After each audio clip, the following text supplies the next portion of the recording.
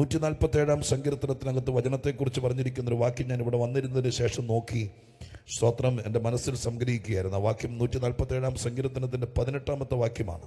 ആ വാക്യം ഇങ്ങനെ പറയുന്നത്: ദൈവം തൻ്റെ വചനമയച്ച് അവയെ ഉരുക്കുന്നു, കാറ്റടിപ്പിച്ച് വെള്ളത്തെ ഒഴുക്കുന്നു. സ്തോത്രം. എന്നോടെ ഞാൻ ആവർത്തിക്കാം. വചനത്തെ കൊണ്ട് ദൈവം ചെയ്യുന്നൊരു കാര്യമാണ് എഴുതിയിരിക്കുന്നത്. നമുക്ക് വായിക്കാൻ വേണ്ടി സ്തോത്രം ഒരു പുസ്തകം എഴുതി കയ്യിൽ തന്നെന്നല്ല. വചനം സ്തോത്രം ഈ പുസ്തകത്തിനപ്പുറം ഇതിനകത്തൊരു മർമ്മമുണ്ട്. ഇതിനകത്ത് എഴുതപ്പെട്ടിരിക്കുന്ന കഥാപാത്രങ്ങളെക്കാൾ സംഭവങ്ങളെക്കാൾ ദൈവത്തിൻ്റെ വചനം സ്വർഗത്തിൽ എന്നേക്ക് സ്ഥിരമായിരിക്കുന്നതാണെന്ന് എഴുതിയിരിക്കുന്നു.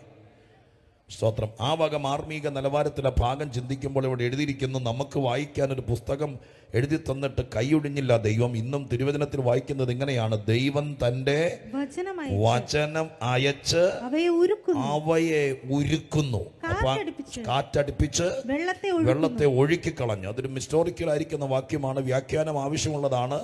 സ്തോത്രം. പക്ഷേ അത് വ്യാഖ്യാനിച്ച് നിൽക്കാനുള്ള സന്ദർഭം ഇന്ന് രാത്രിയില്ല, സമയത്തിൻ്റെ പരിമിതിയുണ്ട്. അതുകൊണ്ട് സുവിശേഷ സന്ദേശത്തിലേക്ക് പ്രവേശിക്കണം. എങ്കിലും ഞാൻ ആ വാക്യം വായിച്ചപ്പോൾ നിങ്ങൾക്കൊരാകാംക്ഷ മനസ്സിനകത്തുണ്ടെങ്കിൽ ആ കാര്യത്തെക്കുറിച്ചൊരു വാക്ക് പറയാം. ആ വാക്യത്തിൽ സ്തോത്രം പ്രവർത്തിക്കുന്നത് ദൈവമാണ്. അത് അവൻ എന്നാണ് അവിടെ എഴുതിയിരിക്കുന്നത്. മറ്റാരെ ഉദ്ദേശിച്ചുകൊണ്ടല്ല, സർവശക്തനായ ദൈവമാണ്. ദൈവം എന്താ ചെയ്യുന്നത്? ദൈവം തൻ്റെ വചനം അയക്കുന്നു. അങ്ങനെയല്ലേ എഴുതിയിരിക്കുന്നത്? സ്തോത്രം. ദൈവം തൻ്റെ വചനം അയക്കുന്നു, എന്നിട്ട് അവയെ ഉരുക്കുന്നു. അവയെ എന്ന് പറയുന്നത് എന്തിനെയാണെന്നൊരു ചോദ്യം അതിനകത്ത് വരും.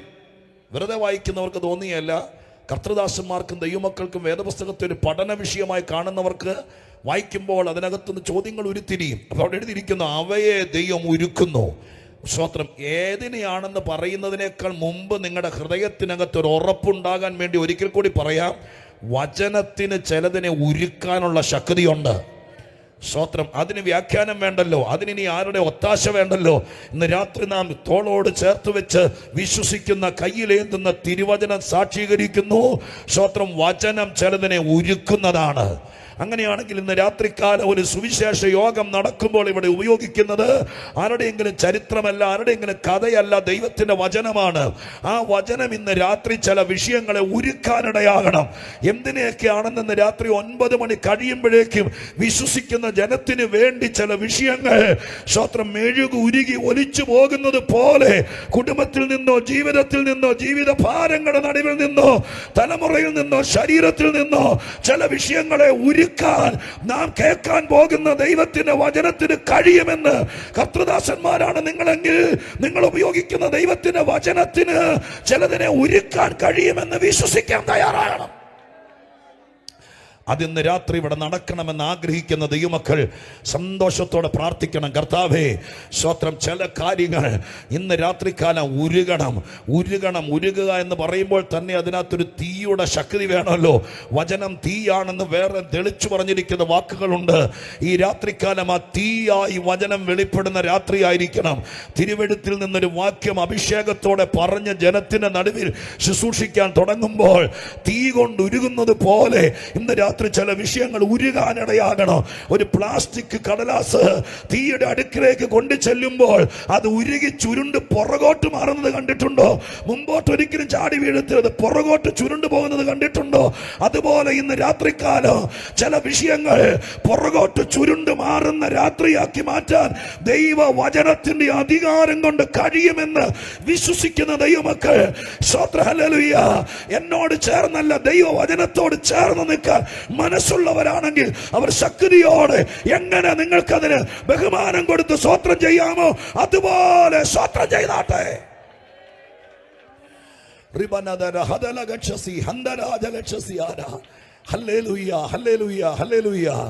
ദൈവവചനം സ്തോത്രം അതിൻ്റെ വിവിധ തലത്തിലെ പ്രവൃത്തികളിൽ ഒന്നാണ് ദൈവം വചനമായ ചുരുക്കുന്നു എന്ന്. സ്തോത്രം. ഇവിടെ ആരാധിച്ചുകൊണ്ടിരിക്കുമ്പോൾ വീട്ടിൽ ചിലത് ഉരുകണം. വിശ്വസിക്കാമെങ്കിൽ സംഭവിക്കും.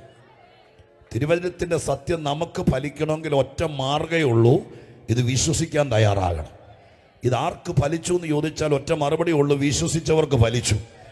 അല്ലാത്തവരെല്ലാം കേട്ടുകൊണ്ട് പോയി, ചിലത് എഴുതിക്കൊണ്ട് പോയി, ചിലത് കേട്ടിട്ട് കമൻറ്റുകൾ പറഞ്ഞു, ചിലത് വിമർശിച്ചു. പക്ഷേ തിരുവെഴുത്തിൽ ഒരു സത്യം തെളിഞ്ഞു വരുമ്പോൾ അത് വിശ്വസിച്ചവർക്ക് ഫലിക്കാനിടയായി. ഇന്ന് രാത്രി ഞാൻ വിശ്വസിക്കുന്നു, ഉദരത്തിനകത്തോ ശരീരത്തിനകത്തോ കിടക്കുന്ന അനാവശ്യമായ ജീവനെ വരെ ബാധിക്കുന്ന വിഷയങ്ങളെ ഉരുക്കാൻ കഴിവുള്ളതാണ് ദൈവത്തിന്റെ വചനം. ഭാവിയെ തടയുന്ന, തലമുറകളെ ബന്ധിക്കുന്ന, മുന്നേറ്റങ്ങളെ തടയുന്ന, ശുശ്രൂഷകളെ ഫ്രീസാക്കുന്ന ഏത് വിഷയമാണെങ്കിലും അതിനെ ഉരുക്കിക്കളയാൻ കരുത്തുള്ള ദൈവത്തിന്റെ വചനത്തെ മനസ്സോടെ സ്വീകരിച്ച ദൈവമക്കൾ മനസ്സോടെ സ്വീകരിച്ച് ഇന്ന് രാത്രി പന്തലിന് കീഴെ ആളില്ലെങ്കിൽ ഈ കാലഘട്ടത്തിനൊരു പ്രത്യേകതയുണ്ട്. ഇതൊരു മീഡിയയുടെ കാലഘട്ടമാണ്. യോഗം നടത്തുന്നത് കലയപുരങ്കാരാണെങ്കിലും ചിലപ്പോൾ അങ്ങകലെ ദൂരെ കൈലി ഉടുത്തുകൊണ്ടിരിക്കുന്നവൻ വിടുതലുമായി പോകും. അത് പോകട്ടെ. പക്ഷെ ഇന്ന് രാത്രി ഇവിടെ കുളിച്ചൊരുങ്ങി വന്നവർ, സ്വോത്രകാഴ്ചയിട്ട് ആരാധനയിൽ പങ്കെടുക്കുന്നവർ, അവർക്കൊന്നും ലഭിക്കാതെ പോയെന്ന് വരരുത്.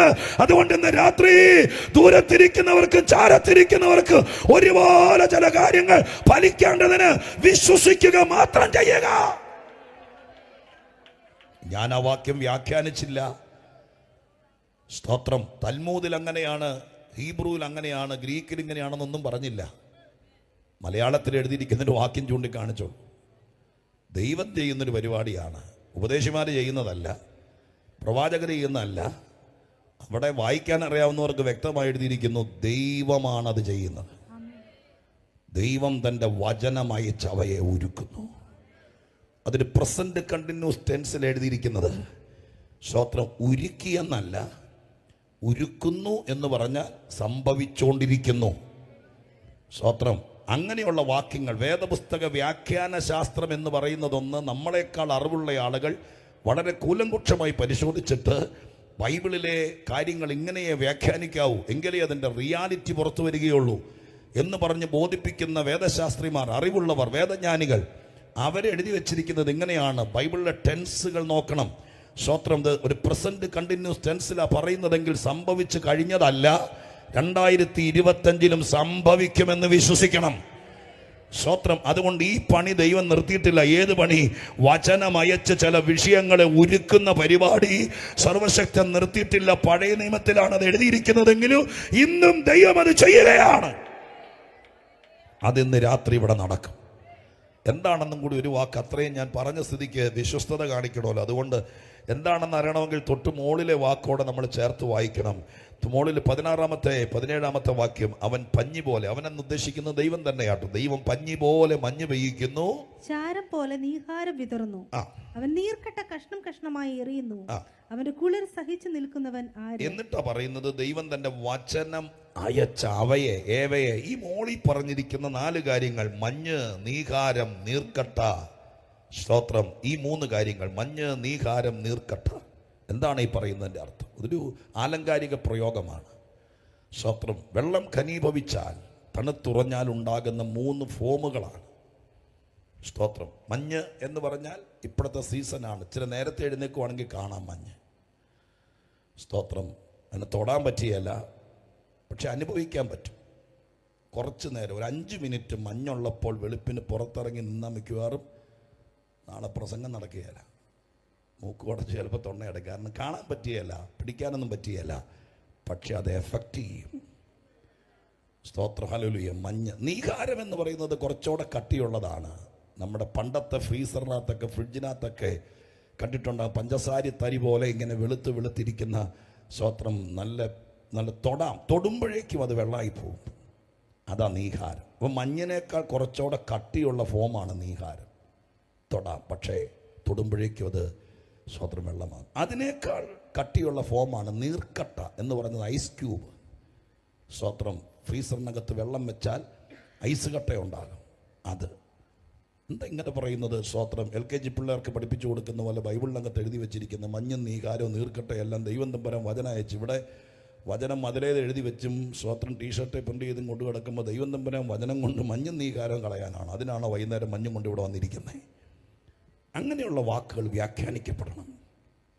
ബൈബിളിൽ സ്തോത്രം 5 വിധത്തിലാണ് വാക്യങ്ങൾ കിടക്കുന്നത്. ഞാൻ അങ്ങനെ പറഞ്ഞു നിന്നാൽ ഒന്നും എത്തത്തില്ലെന്നറിയാം. എൻ്റെ ഒരു പ്രശ്നം പറഞ്ഞു തുടങ്ങുമ്പോൾ ഒന്നിനോടൊന്ന് ബന്ധപ്പെട്ടിത് മുഴുവൻ പറയാനുള്ളൊരു ആവേശം ഉണ്ടാവും. സ്തോത്രം. നിങ്ങളുടെ ഇരിപ്പ് കണ്ടാൽ അത് മുഴുവൻ പറഞ്ഞിട്ട് പോകാൻ തോന്നുകയും ചെയ്യും. സ്തോത്രം. അതുകൊണ്ട് ഇതെല്ലാം പറയാനുള്ള സാവകാശമില്ല. എങ്കിലും നമ്മൾ അറിഞ്ഞിരിക്കണം, ദൈവദാസന്മാരും ദൈവമക്കളൊക്കെയുള്ള സദസ്സല്ലേ. ബൈബിളിൽ എഴുതിയിരിക്കുന്നത് 5 വകുപ്പുകളിലാണ് ബൈബിളിൽ വാക്യങ്ങൾ എഴുതിയിരിക്കുന്നത്. ചില വാക്യങ്ങൾ ഹിസ്റ്റോറിക്കലാണ്, ചരിത്രപരമാണ്. സ്തോത്രം. ആ രീതിയിൽ വായിച്ചാൽ മതി. ചില വാക്യങ്ങൾ പ്രൊഫറ്റിക്കലാണ്, പ്രവചന ധ്വനിയുള്ളതാണ് ബൈബിളിൽ. അപ്പോൾ അതിന് പ്രാവചനികമാണ്. അതിന് ചിലപ്പോൾ നമുക്ക് പ്രവചന വാക്കായിട്ട് എഴുതിയിരിക്കുന്ന, പ്രവചന രീതിയിൽ എഴുതിയിരിക്കുന്നത് നമ്മുടെ നാടൻ ഭാഷയിലേക്ക് തിരുത്തേണ്ടി വരും. അതിനാണ് വ്യാഖ്യാനവും പൊരുൾതിരിക്കലൊക്കെ ആവശ്യമായി വരുന്നത്. സ്തോത്രം. ചില വാക്യങ്ങൾ സ്പിരിച്വലാണ്, ആത്മീകപരമായിട്ട് എഴുതിയിരിക്കുന്ന കാര്യങ്ങൾ ഇതിനകത്തുണ്ട്. അത് ആത്മീകപരമായിട്ട് എഴുതിയിരിക്കുന്ന കാര്യങ്ങളെയും കർത്തൃദാസന്മാർ സഭായോഗങ്ങളിലും മീറ്റിങ്ങുകളിലും നമുക്ക് മനസ്സിലാകുന്ന രീതിയിലേക്ക് കൊണ്ടുവരണം. ആത്മീകമായിട്ട് എഴുതിയിരിക്കുന്ന ചിലത്. സ്തോത്രം. ഹല്ലേലൂയ. ചിലത് ലിറ്ററൽ മീനിങ് ആണ്, അക്ഷരീക അർത്ഥമാണ്. അതിനകത്ത് ഒന്നും ചേർക്കണ്ട, വെള്ളം ചേർക്കണ്ട, വ്യാഖ്യാനം വേണ്ട, ഒന്നും ചേർക്കണ്ട. അക്ഷരീക അർത്ഥമാണ്, ലിറ്ററൽ മീനിങ്. സ്തോത്രം. ഹല്ലേലൂയ. മേലാകാശത്തിലോ താഴെ ഭൂമിയിലോ ഭൂമിക്ക് കീഴെ കാണുന്ന ഒന്നിൻ്റെയും സദൃശ്യമോ രൂപമോ ഉണ്ടാക്കരുത്, അതിനെ നമസ്കരിക്കരുത് എന്ന് പറഞ്ഞ പിന്നെ വ്യാഖ്യാനം വേണ്ട, ലിറ്ററൽ മീനിങ് ആണ്. ഒരു സാധനവും ആരാധനയുടെ പേരിൽ ഉണ്ടാക്കാൻ പാടില്ല. സ്തോത്രം. നമ്മൾ എന്തെങ്കിലും ഉണ്ടാക്കി വെച്ചിട്ട് പിന്നെ വ്യാഖ്യാനിക്കുക, അത് അതിന് വിഗ്രഹം അല്ലല്ലോ, അത് വെറും ഒരു ഓർമ്മയ്ക്കല്ലേ എന്നൊക്കെ പറയുന്നത് വളച്ചു കെട്ടി വ്യാഖ്യാനിക്കുക. അത് ലിറ്ററൽ മീനിങ്ങിന് എടുക്കുന്നത്. മദ്യപാനി സ്വർഗരാജ്യം അവകാശമാക്കില്ല എന്നൊരു വാക്യം കണ്ടാൽ അതിനെ സ്തോത്രം വ്യാഖ്യാനിക്കണ്ട, ലിറ്ററൽ മീനിങ് ആണ്. കള്ളടിച്ച സ്വർഗത്തിൽ പോയില്ല. അതിനകത്ത് സ്തോത്രം ഇംഗ്ലീഷുകാർ ചായ കുടിക്കുന്നില്ലേ, ചായക്കകത്ത് വീര്യമില്ലേ, കാപ്പിക്കകത്ത് ലഹരിയില്ലേ എന്നൊക്കെ ചോദിക്കുന്നത് സ്തോത്രം ഇച്ചിരി കുടിക്കാൻ വേണ്ടി പറയുന്നതാണ്. അത് വെറുതെ വളച്ചു കെട്ടി വ്യാഖ്യാനിക്കുന്ന, അതിനൊക്കെ ലിറ്ററൽ മീനിങ് ആണ്. അക്ഷരീകമായി എടുത്താൽ മതി, അതിനെ വ്യാഖ്യാനിക്കണ്ട. സ്തോത്രം. എന്നാൽ മറ്റൊരു വകുപ്പുണ്ട്, അത് സിംബോളിക്കാണ്. സ്തോത്രം. സിംബോളിക്കാണ്. സിംബോളിക് ആലങ്കാരികമാണ്. 5 വകുപ്പുകൾ ഞാൻ പറഞ്ഞു, നിങ്ങൾ സ്തോത്രം ശ്രദ്ധിച്ചോന്നറിയില്ല. 5 വകുപ്പുകളിലാണ് ബൈബിളിലെ വാക്യങ്ങൾ കിടക്കുന്നത്. 66 പുസ്തകങ്ങളിലെ 31,173 വാക്യങ്ങൾ കിടക്കുന്നത് 5 വകുപ്പിലാണ്. എല്ലാം പ്രവചനമല്ല, എല്ലാം ഹിസ്റ്ററി അല്ല, എല്ലാം ലിറ്ററൽ അല്ല, എല്ലാം സ്പിരിച്വൽ അല്ല, എല്ലാം പ്രോഫറ്റിക്കൽ അല്ല. സ്തോത്രം. എല്ലാം സിംബോളിക്കും അല്ല. 5 വകുപ്പിലാണ് കിടക്കുന്നത്. ഒരു വാക്യം വായിക്കുമ്പോൾ ആദ്യം ഇത് ഏത് വകുപ്പിലാണെന്ന് നോക്കണം.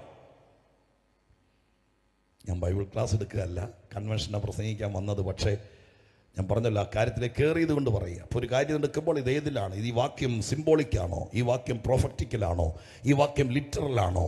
സ്തോത്രം. എന്ന് നോക്കിയിട്ടേ ഇതിനെ അരിഞ്ഞ് നുറുക്കി കണ്ടിച്ച് സ്തോത്രം കാര്യങ്ങൾ പാകമാക്കാവുള്ളൂ. ഇപ്പം ഈ പറയപ്പെട്ടിരിക്കുന്നത് ഏത്? ഏറ്റവും കൂടുതൽ സിംബോളിക്കാണ് കിടക്കുന്നത്. ഇപ്പം ഇവിടെ പറഞ്ഞിരിക്കുന്നു സ്തോത്രം ചാരം പോലെ നീഹാരം, പഞ്ഞി പോലെ മഞ്ഞ്, സ്തോത്രം നീർക്കട്ട എന്നൊക്കെ പറഞ്ഞിരിക്കുന്നത് സിംബോളിക്കാണ്, ആലങ്കാരികമാണ്. ആലങ്കാരികമായി പറഞ്ഞിരിക്കുന്നത് സ്തോത്രം അത് പ്രാർത്ഥനാമുറിയിലെ വെളിപ്പെടുകയുള്ളൂ. എൻ്റെ കാരണം എന്താ? തമ്പുരാന്റെ തിരുഹൃദയത്തിനകത്ത് എന്തോ ഉദ്ദേശിച്ചോണ്ടാ പറഞ്ഞത്. സ്തോത്രം. ദാവീദ് ഈ സങ്കീർത്തനം എഴുതിയ ആളാണ് ഇത് എഴുതിയിരിക്കുന്നതെങ്കിലും വേദപുസ്തകത്തിലെ സകല വാക്കുകളും ദൈവനിശ്വാസ്യമാണ്, ദൈവാത്മ പ്രേരണയിൽ എഴുതിയതാണ്. ദൈവത്തെക്കുറിച്ച് അറിയാവുന്ന ഒരു മനുഷ്യൻ പറയുന്നു, ദൈവം കയ്യും കെട്ടിയിരിക്കുകയല്ല, ദൈവം ചെയ്യുന്ന ഒരു പരിപാടിയാണ്. അവൻ തന്റെ വചനമയച്ച് ഈ പറയപ്പെടുന്ന ചാരം പോലത്തെ നീഹാരത്തെയും മഞ്ഞ് പോലത്തെ എന്താ പറയാ, ചാരം പോലത്തെ നീഹാരത്തെയും നീർക്കട്ടെയും പഞ്ഞി പോലത്തെ മഞ്ഞിനെയും അവൻ ഉരുക്കി കളയുന്നു. എങ്ങനെ ഉരുക്കുന്നു? തീ പിടിപ്പിച്ചല്ല, കരിയില കൂട്ടിന് കത്തിച്ചല്ല, തന്റെ വചനമയച്ച്. ഇതിനൊരു കാലാന്തരത്തിന്റെ സ്തോത്രം വ്യവസ്ഥയുണ്ട്. മോളി പറഞ്ഞിരിക്കുന്ന നീഹാരം, മഞ്ഞ്, നീർക്കട്ട, അത് കഴിഞ്ഞ് ദൈവം അയച്ച വചനം, അത് കഴിഞ്ഞ് ദൈവം അയച്ച കാറ്റ്. ഇത് 3 കാലഘട്ടങ്ങളെയാണ് ആത്മീകവൽക്കരിച്ച് ചിത്രീകരിക്കുന്നത്. പിശാചും കൂട്ടരും അല്ല അയച്ചത്. ദൈവം അയച്ച മഞ്ഞ്, ദൈവം അയച്ച നീഹാരം, ദൈവം അയച്ച നീർക്കട്ട. സ്തോത്രം. അതിൻ്റെ കുളിര് സഹിച്ച് നിൽക്കാൻ ആർക്കും കഴിഞ്ഞില്ല.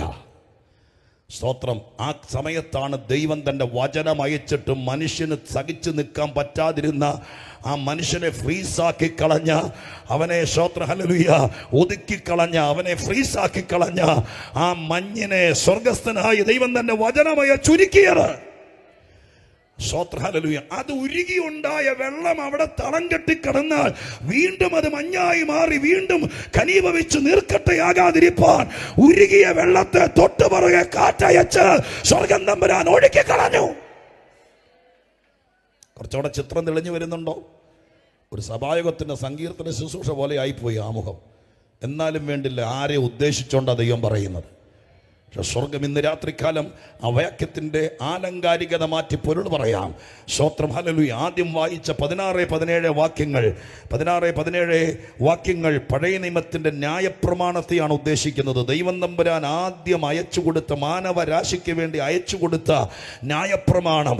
സ്തോത്രം, ഹല്ലേലൂയ. അത് മനുഷ്യന് മഞ്ഞും നീഹാരവും നീർക്കട്ട പോലെ അവനെ അതിൻ്റെ കുളിര് സഹിച്ച് നിൽക്കാൻ പറ്റാത്ത നിലവാരത്തിൽ, അതുകൊണ്ട് ആർക്കും പ്രയോജനമില്ലാതെ, ഒരു ജഡവും അതുകൊണ്ട് രക്ഷപ്പെടാതെ, ന്യായപ്രമാണ പ്രകാരം ആരും നീതീകരിക്കപ്പെടാതെ മനുഷ്യനെ ഫ്രീസാക്കി നിർത്തിയപ്പോഴാണ് ദൈവം തന്നെ വചനം അയച്ചത്. അതെന്താ ഉദ്ദേശിച്ചത്?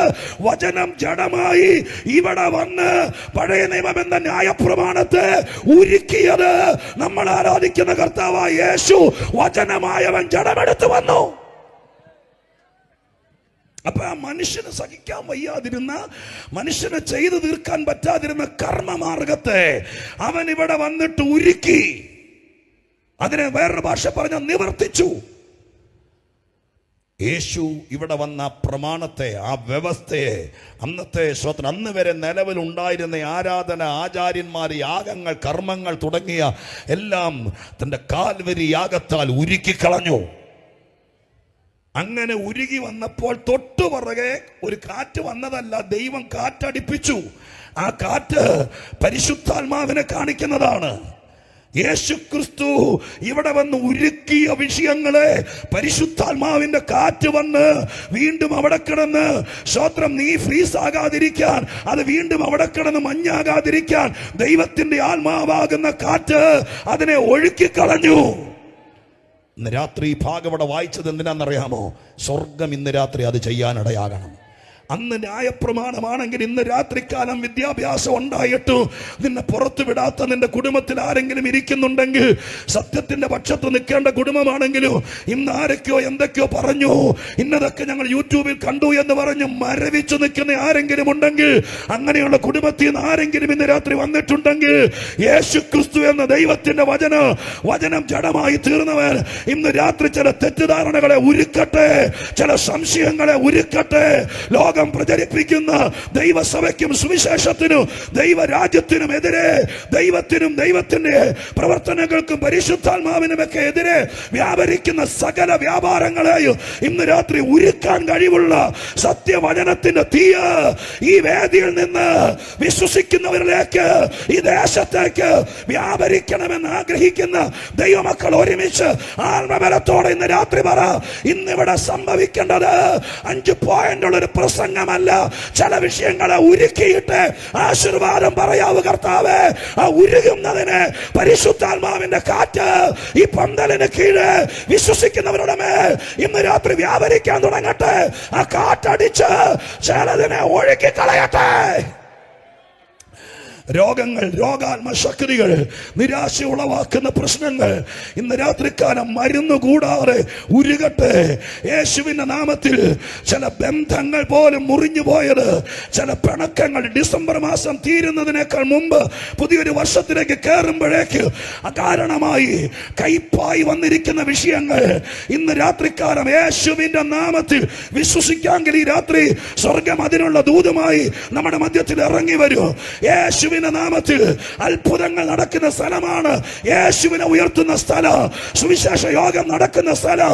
അതുകൊണ്ട് നിങ്ങൾ ആരെങ്കിലും ആഗ്രഹിക്കുന്നെങ്കിൽ, കഴിഞ്ഞൊരു വർഷം എനിക്ക് അധികം ഒന്നും ചെയ്യാൻ പറ്റിയില്ലപ്പാ, ആഗ്രഹിച്ചാണ് തുടങ്ങിയത്, എവിടെയൊക്കെയോ ഫ്രീസായി പോയി, എനിക്ക് കഴിവില്ലാത്തത് കൊണ്ടല്ല, ആരോഗ്യമില്ലാത്തത് കൊണ്ടല്ല, ശുശ്രൂഷ ഇല്ലാത്തത് കൊണ്ടല്ല, പ്രതീക്ഷിച്ചതുപോലെ ശോഭിക്കാൻ പറ്റിയില്ല, എന്നാൽ ഇന്ന് രാത്രി ഇങ്ങനെ ഒരു സമയം കിട്ടിയത് കൊണ്ട് ചില കാര്യങ്ങളെ ഉരുക്കിക്കളഞ്ഞ് അതിനെ ഒഴുക്കിക്കളഞ്ഞ് ദൈവത്തിന്റെ ഒരു വിടുതൽ അനുഭവിക്കണമെന്ന് ആഗ്രഹിക്കുന്നവർ, പാപം അതിന്റെ ശക്തിയെല്ലാം ഇന്ന് രാത്രി ഉരുകട്ടെ, വചനം കൊണ്ട് ഉരുകട്ടെ. യേശുവിന്റെ നാമത്തിൽ മുറുകെ പറ്റുന്ന പാപങ്ങൾ, രഹസ്യ പാപങ്ങൾ, ദൈവരാജ്യത്തിൽ നിന്ന് അകറ്റുന്ന വിഷയങ്ങൾ, അന്യനാക്കി തീർക്കുന്ന വിഷയങ്ങൾ, രോഗിയാക്കുന്ന വിഷയങ്ങൾ എല്ലാം ദൈവരാജ്യത്തിൽ നിന്ന് പതുക്കെ അകറ്റിക്കൊണ്ട് പോകുന്ന സകല നിരാശയുടെ വ്യാപാരങ്ങൾ, പ്രാർത്ഥിക്കാൻ ഇരുന്നാൽ പ്രാർത്ഥിക്കാൻ പോലും കഴിയാതെ നിന്നെ ഒതുക്കി കളയുന്ന ഈ മഞ്ഞും നീഹാരവും നീർക്കട്ടയും എല്ലാം ഇന്ന് രാത്രി ജീവിതത്തിൽ ഉരുകണമെന്ന് ആഗ്രഹിക്കുന്നവരെ കണ്ടിട്ട് വേണം സ്വർഗത്തിന് ഇന്ന് രാത്രി പ്രസംഗിക്കാൻ. രക്തത്താലെ ജയം. ഹല്ലേലൂയ. കണ്ണുകൾ അടയ്ക്കാൻ നമുക്കൊരു വാക്ക് പ്രാർത്ഥിച്ച് തിരുവചനത്തിലേക്ക് പ്രവേശിക്കാം. എല്ലാ കണ്ണുമടച്ച ദൈവത്തോടൊരു വാക്ക് പറഞ്ഞാട്ടെ. അസാധാരണ കഴിവ് തന്നാണ് ദൈവം നിന്നെ ആക്കി വെച്ചിരിക്കുന്നത്. പക്ഷെ എപ്പോഴെങ്കിലും നിങ്ങൾക്ക് അങ്ങനെ ഒരു ഫീലിംഗ് ഉണ്ടായിട്ടുണ്ടോ? സ്തോത്രം. അങ്ങനെയൊന്നുമില്ല, ഇതുവരെ അങ്ങനെയൊന്നും തോന്നിയിട്ടില്ല, ഞാൻ തിളച്ചാണ് ഇതുവരെ വന്നതെന്നും തോന്നിയിട്ടുണ്ടെങ്കിൽ നിങ്ങൾ അല്പനേരം ഒതുങ്ങിയിരുന്നു. നിങ്ങൾക്കുള്ള ദൂത് പുറകെ വരും. അതല്ല, പ്രതീക്ഷിച്ചതുപോലൊന്നും പ്രാർത്ഥിച്ചതിന് തക്കവണ്ണം ഒന്നും ഉയരാൻ പറ്റിയില്ല. ഉപവസിച്ചതിന് തക്കവണ്ണം എനിക്ക് പുറത്തു വരാൻ പറ്റിയില്ല. എന്നെ വിളിച്ച വിളിക്ക് തക്കവണ്ണം എനിക്ക് ശോഭിക്കാൻ പറ്റിയില്ല. അങ്ങനെ ഒരു ഭാരം ഇന്ന് രാത്രി നിങ്ങളിൽ ആർക്കെങ്കിലും ഉണ്ടോ? ഉണ്ടെങ്കിൽ ആ വിഷയത്തിൽ ഇന്ന് രാത്രി ഉരുക്കണം. പ്രായം നോക്കണ്ട, ഒരവസരം കൂടി ദൈവം തരണം. സ്വർഗം അത് ഉരുക്കിയിട്ട് ആ വെള്ളം അവിടെ കിടക്കരുത്. യോഗം കഴിയുമ്പോൾ പിന്നെയും അത് കനീഭവിച്ച് സ്തോത്രം ഒതുക്കിക്കളയരുത്. അതിന്ന് രാത്രി ചില വിഷയങ്ങൾ ഒഴുകിപ്പോണം. അത് സംഭവിക്കാൻ വേണ്ടി പ്രാർത്ഥിച്ചു. അതിനുള്ള ദൂത് ദൈവം തരട്ടെ. പരിശുദ്ധ ദൈവമേ, ഞങ്ങളുടെ സ്വർഗീയ പിതാവേ, അനുഗ്രഹീതമായ നല്ല ദിവസത്തിനായി ഞങ്ങൾ ദൈവത്തെ സ്തുതിക്കുന്നു. ഈ യോഗത്തിൻ്റെ രണ്ടാമത്തെ രാത്രി എന്തിവിടെ സംഭവിക്കുമെന്നുള്ളത് ഞങ്ങളുടെ അടിയുറച്ച് വിശ്വസിക്കുന്നു. അതിവിടെ സംഭവിച്ച് നിറവേറാൻ പോകുന്നതിനായി സ്തോത്രം. ഇന്ന് രാത്രി ആശീർവാദത്തിന് മുമ്പ് അങ്ങയുടെ ശക്തിയുള്ള വചനമയച്ച് ചില സങ്കടമുള്ള വ്യക്തികൾക്ക് വേണ്ടി കർത്താവ് ചിലത് ഉരുക്കാൻ തുടങ്ങും. യേശുവേ, അതിനകത്ത് നിന്ന് പൊന്നുപോലെ ക്ലാവ് പിടിച്ച പലത് ഉരുകി മാറുമ്പോൾ അതിനകത്ത് നിന്ന് ഒറിജിനൽ പുറത്തു വരും. ഇന്നത് ചെയ്യണമേ കർത്താവേ. മഴ പെയ്യുമ്പോൾ മണ്ണൊലിച്ചു പോയിട്ട് പാറ തെളിഞ്ഞു വരുന്നത് പോലെ സത്യം ഇന്ന് രാത്രി തെളിഞ്ഞു വരട്ടെ. അതിനെ മൂടിയിട്ടിരിക്കുന്നതെല്ലാം ഉരുകി മാറട്ടെ. ദൈവം അത് ചെയ്യാൻ പോകുന്നതിനായി സ്തോത്രം. യേശുവിൻ നാമത്തിൽ തന്നെ കരമുയർത്തി കർത്താവിന് നന്ദിയോടെ സ്തോത്രം ചെയ്താട്ടെ. സങ്കീർത്തന ഭാഗത്തുനിന്ന് തന്നെ ഒരു ലളിതമായ ചിന്തയാണ് പറഞ്ഞു തുടങ്ങാൻ ആഗ്രഹിക്കുന്നത്. സങ്കീർത്തന ഭാഗത്തു നിന്നാണ് വായിക്കുന്നതെങ്കിലും സുവിശേഷ കേന്ദ്രീകരിച്ചാണ് സ്തോത്രം ആ ചിന്ത നിങ്ങളുടെ അടുക്കൽ എത്തിക്കാൻ ആഗ്രഹിക്കുന്നത്. ഈ കാര്യം നിങ്ങളെ ബോധിപ്പിക്കാൻ ഏറ്റവും നല്ലൊരു വാക്യം അതാണ് എന്ന ചിന്ത കൊണ്ടാണ് സങ്കീർത്തനത്തിൽ നിന്ന് ആ വാക്യം വായിക്കാൻ ആഗ്രഹിക്കുന്നത്. 119 സങ്കീർത്തനത്തിൻ്റെ 132 വാക്യം ഇന്ന് രാത്രി വായിച്ചു കേൾപ്പിക്കും. 119 സങ്കീർത്തനം 132 വാക്യം. തിരുനാമത്തെ സ്നേഹിക്കുന്നവർക്ക് ചെയ്യുന്നത് പോലെ, തിരുനാമത്തെ സ്നേഹിക്കുന്നവർക്കായി ചെയ്യുന്നത് പോലെ നീ എങ്കലേക്ക് തിരിഞ്ഞ് എന്നോട് കൃപ ചെയ്യണമേ. മതി. സ്തോത്രം. ആ വാക്യത്തിന്റെ ആദ്യ ഭാഗം ഇങ്ങനെയാണ് എഴുതിയിരിക്കുന്നത്: തിരുനാമത്തെ സ്നേഹിക്കുന്നവരോട് ചെയ്യുന്നത് പോലെ. തിരുനാമത്തെ സ്നേഹിക്കുന്നവരോട് ചെയ്യുന്നത് ഒരു സാധാരണക്കാരൻ്റെ പ്രാർത്ഥനയാണ്. വലിയ അഭിഷിക്തൻ്റെയോ വലിയ സ്തോത്രം ഒരു ശക്തിയേറിയ ശുശ്രൂഷകൻ്റെയോ അല്ലെങ്കിൽ ഭയങ്കരമായിരിക്കുന്ന സ്വപ്നങ്ങളും ദർശനങ്ങളുമായി വെള്ളം കുടിക്കാതെ മുറുകെ പിടിച്ച് പ്രാർത്ഥിച്ചുകൊണ്ടിരിക്കുന്ന ഒരാളുടെ പ്രാർത്ഥനയല്ല. നമുക്ക് പ്രാർത്ഥന കേൾക്കുമ്പോൾ തന്നെ അറിയാലോ അതിൻ്റെ ഡെപ്ത് എത്രയാണ്. ഒരു സാധാരണക്കാരൻ്റെ പ്രാർത്ഥനയാണ് ഈ വാക്ക്. 119 സങ്കീർത്തനം ദാവീദാണ് എഴുതിയതെന്നാണ് പൊതുവിൽ പറയപ്പെടുന്നത്. ഈ സങ്കീർത്തനത്തിനകത്ത് ദാവീദിൻ്റെ ഈ 119 സങ്കീർത്തനത്തിനകത്ത് ദാവീദിൻ്റെ 72 പ്രാർത്ഥനയുണ്ട്. 72 പ്രാർത്ഥന. സ്തോത്രം. കൊച്ചു കൊച്ചു പ്രാർത്ഥനയാണ്. കൊച്ചു പ്രാർത്ഥനകളിൽ അഗ്രഗണ്യനാണ് ദാവീദ്. സ്തോത്രം. എൻ്റെ നീണ്ട പ്രാർത്ഥന വിരിച്ചിരുന്ന് 3 ദിവസത്തേക്ക് മാറ്റിവെച്ച് പ്രാർത്ഥിക്കുന്ന പ്രാർത്ഥനകൾ നമുക്ക് കാണാം. പക്ഷേ നടക്കുമ്പോഴും ഇരിക്കുമ്പോഴെല്ലാം പ്രാർത്ഥിക്കുന്ന കൊച്ചു പ്രാർത്ഥനകളുണ്ട്. സ്തോത്രം. ഹൃദയത്തിൻ്റെ തുടിപ്പാണത്. അങ്ങനെ 72 പ്രാർത്ഥനകൾ ദൈവത്തോട് പ്രാർത്ഥിക്കുന്നൊരു സങ്കീർത്തനമാണ് 119 സങ്കീർത്തനം. സ്തോത്രം. ആ വാക്യങ്ങൾ അഥവാ പ്രാർത്ഥനകൾ മാത്രം എപ്പോഴെങ്കിലും സമയം കിട്ടുമ്പോൾ നിങ്ങൾ വായിച്ച് ശ്രദ്ധിക്കുന്നത് വളരെ അനുഗ്രഹമായിരിക്കും. കാരണം സ്തോത്രം, ഈ പ്രാർത്ഥനയെല്ലാം ജീവിക്കാൻ കൊതിക്കുന്ന ഒരു മനുഷ്യൻ്റെ പ്രാർത്ഥനയാണ്. ഒന്നുകൂടെ ഞാൻ ആവർത്തിക്കാം. ഈ പ്രാർത്ഥനയെല്ലാം ഞാൻ ആദ്യം പറഞ്ഞതുപോലെ ഉള്ളത് കൊണ്ട് തൃപ്തിയല്ലാതെ കുറച്ചുകൂടെ വെട്ടിപ്പിടിച്ചിട്ട് അടുത്ത ലെവലിലേക്ക് കയറാൻ വേണ്ടി ഒരു സൂപ്പർ നാച്ചുറലായി മാറാൻ വേണ്ടിയിട്ട് സ്തോത്രം ഇരുന്ന് പോരാടി പ്രാർത്ഥിക്കുന്ന ഒരു മനുഷ്യൻ്റെ അല്ല, ജീവിക്കാൻ കൊതിക്കുന്ന ഒരു മനുഷ്യൻ്റെ പ്രാർത്ഥന. രാത്രി ഞാൻ ആ വാക്യത്തിൽ നിന്ന് തുടങ്ങാം. ജീവിക്കാൻ, പിടിച്ചു നിൽക്കാൻ, മാന്യമായി ജീവിക്കാൻ അങ്ങനെ കൊതിക്കുന്ന ആരെങ്കിലും ഈ പന്തലിന് കീഴെയോ പരിസരത്തോ ഉണ്ടെങ്കിൽ ഇന്ന് രാത്രി നിങ്ങളൊരു 9 മണി വരെ അശ്രദ്ധരാകരുത്. വഴിയോരത്താണ് നിൽക്കുന്നതെങ്കിൽ വീട്ടിൽ പോകരുത്. കാരണം ഈ പറയപ്പെട്ടിരിക്കുന്ന പുസ്തകത്തിനകത്ത് ജീവിക്കാൻ കൊതിക്കുന്നവനെ സഹായിക്കുന്നൊരു ദൈവമുണ്ട്. സ്തോത്രം, ഹല്ലേലൂയ. ജീവിക്കാൻ ആഗ്രഹിച്ചിട്ടും പലവിധ കാരണങ്ങളാലും പൈശാചിക ശക്തികളാലും മനസ്സറിയാത്ത വിഷയങ്ങൾ വേട്ടയാടി ജീവിതത്തിനകത്ത് നിരാശ വന്ന് കുടുംബത്തിനകത്ത് പ്രതിസന്ധികൾ നേരിട്ട് എന്തിനാ ജീവിക്കുന്നതെന്ന് കൂടെ തോന്നിപ്പിച്ച് മരണത്തെ മുമ്പിൽ കണ്ട് പലപ്പോഴും കുഞ്ഞുങ്ങളുടെ മുഖത്തേക്ക് നോക്കുമ്പോൾ വേണ്ടെന്ന് വിചാരിച്ച് മാറ്റിവെച്ച പദ്ധതിയായി മരണത്തെ വരെ കണ്ടിരിക്കുന്ന ചിലരോട് ഇന്ന് രാത്രി ദൈവത്തിന് പറയാനുള്ളത്, ജീവിക്കാൻ ആഗ്രഹിക്കുക, അതല്ലെങ്കിൽ ജീവിക്കാൻ വേണ്ടി കൊതിച്ച് പ്രാർത്ഥിക്കുന്നവനെ തുണയ്ക്കുന്നൊരു ദൈവമുണ്ട് ഈ വേദപുസ്തകത്തിൽ. ഈ രാത്രിയിലെ ഈ യോഗത്തിന്റെ ഏറ്റവും വലിയ ഉദ്ദേശം, ആരെങ്കിലും ജീവിക്കാൻ ആഗ്രഹിച്ചിട്ടും നടക്കാത്തത്, എങ്ങനെ ജീവിക്കാൻ മാന്യമായി ദൈവത്തിന് വേണ്ടി ദൈവം ആഗ്രഹിച്ചതുപോലെ ജീവിക്കാൻ ആഗ്രഹിച്ചിട്ട് നടക്കാത്ത ആരെങ്കിലും ഉണ്ടെങ്കിൽ ഹല്ലേലൂയ, അവരോട് ഇന്ന് രാത്രി പറയാം, നിങ്ങളെ ഏറ്റവും അധികം സഹായിക്കുന്നത് ഇവിടത്തെ ഒരു ആതുര സേവന സംഘടന ആയിരിക്കില്ല. ഞങ്ങളെ പോലത്തെ ഏതെങ്കിലും ഒരു ആത്മീക പ്രസ്ഥാനമോ ശുശ്രൂഷകരൊന്നും ആയിരിക്കുകയല്ല. ജീവിക്കാൻ ആഗ്രഹിക്കുന്നവനെ ഏറ്റവും സഹായിക്കുന്നത് ദൈവമായിരിക്കും. അത് അനുഭവിച്ചിട്ടുള്ള എത്ര പേരുണ്ടെന്ന് അറിയില്ല. സ്തോത്രം, ഹല്ലേലൂയ. മരിക്കാൻ വേണ്ടി ആഗ്രഹിക്കുന്നവനെ ഏറ്റവും സഹായിക്കുന്നത് സാത്താനായിരിക്കും. ഒരു 4 പ്രാവശ്യം പറഞ്ഞു നോക്കും, മിക്കവാറും പുള്ളി വീട്ടിൽ വരും. സ്തോത്രം, അതിനുള്ള എല്ലാ ക്രമീകരണം ചെയ്തു തരും, അതിനുള്ള സൗകര്യം ചെയ്തു തരും. പക്ഷെ ഇന്ന് രാത്രി ജീവിക്കാൻ ആഗ്രഹിച്ചു നോക്ക്.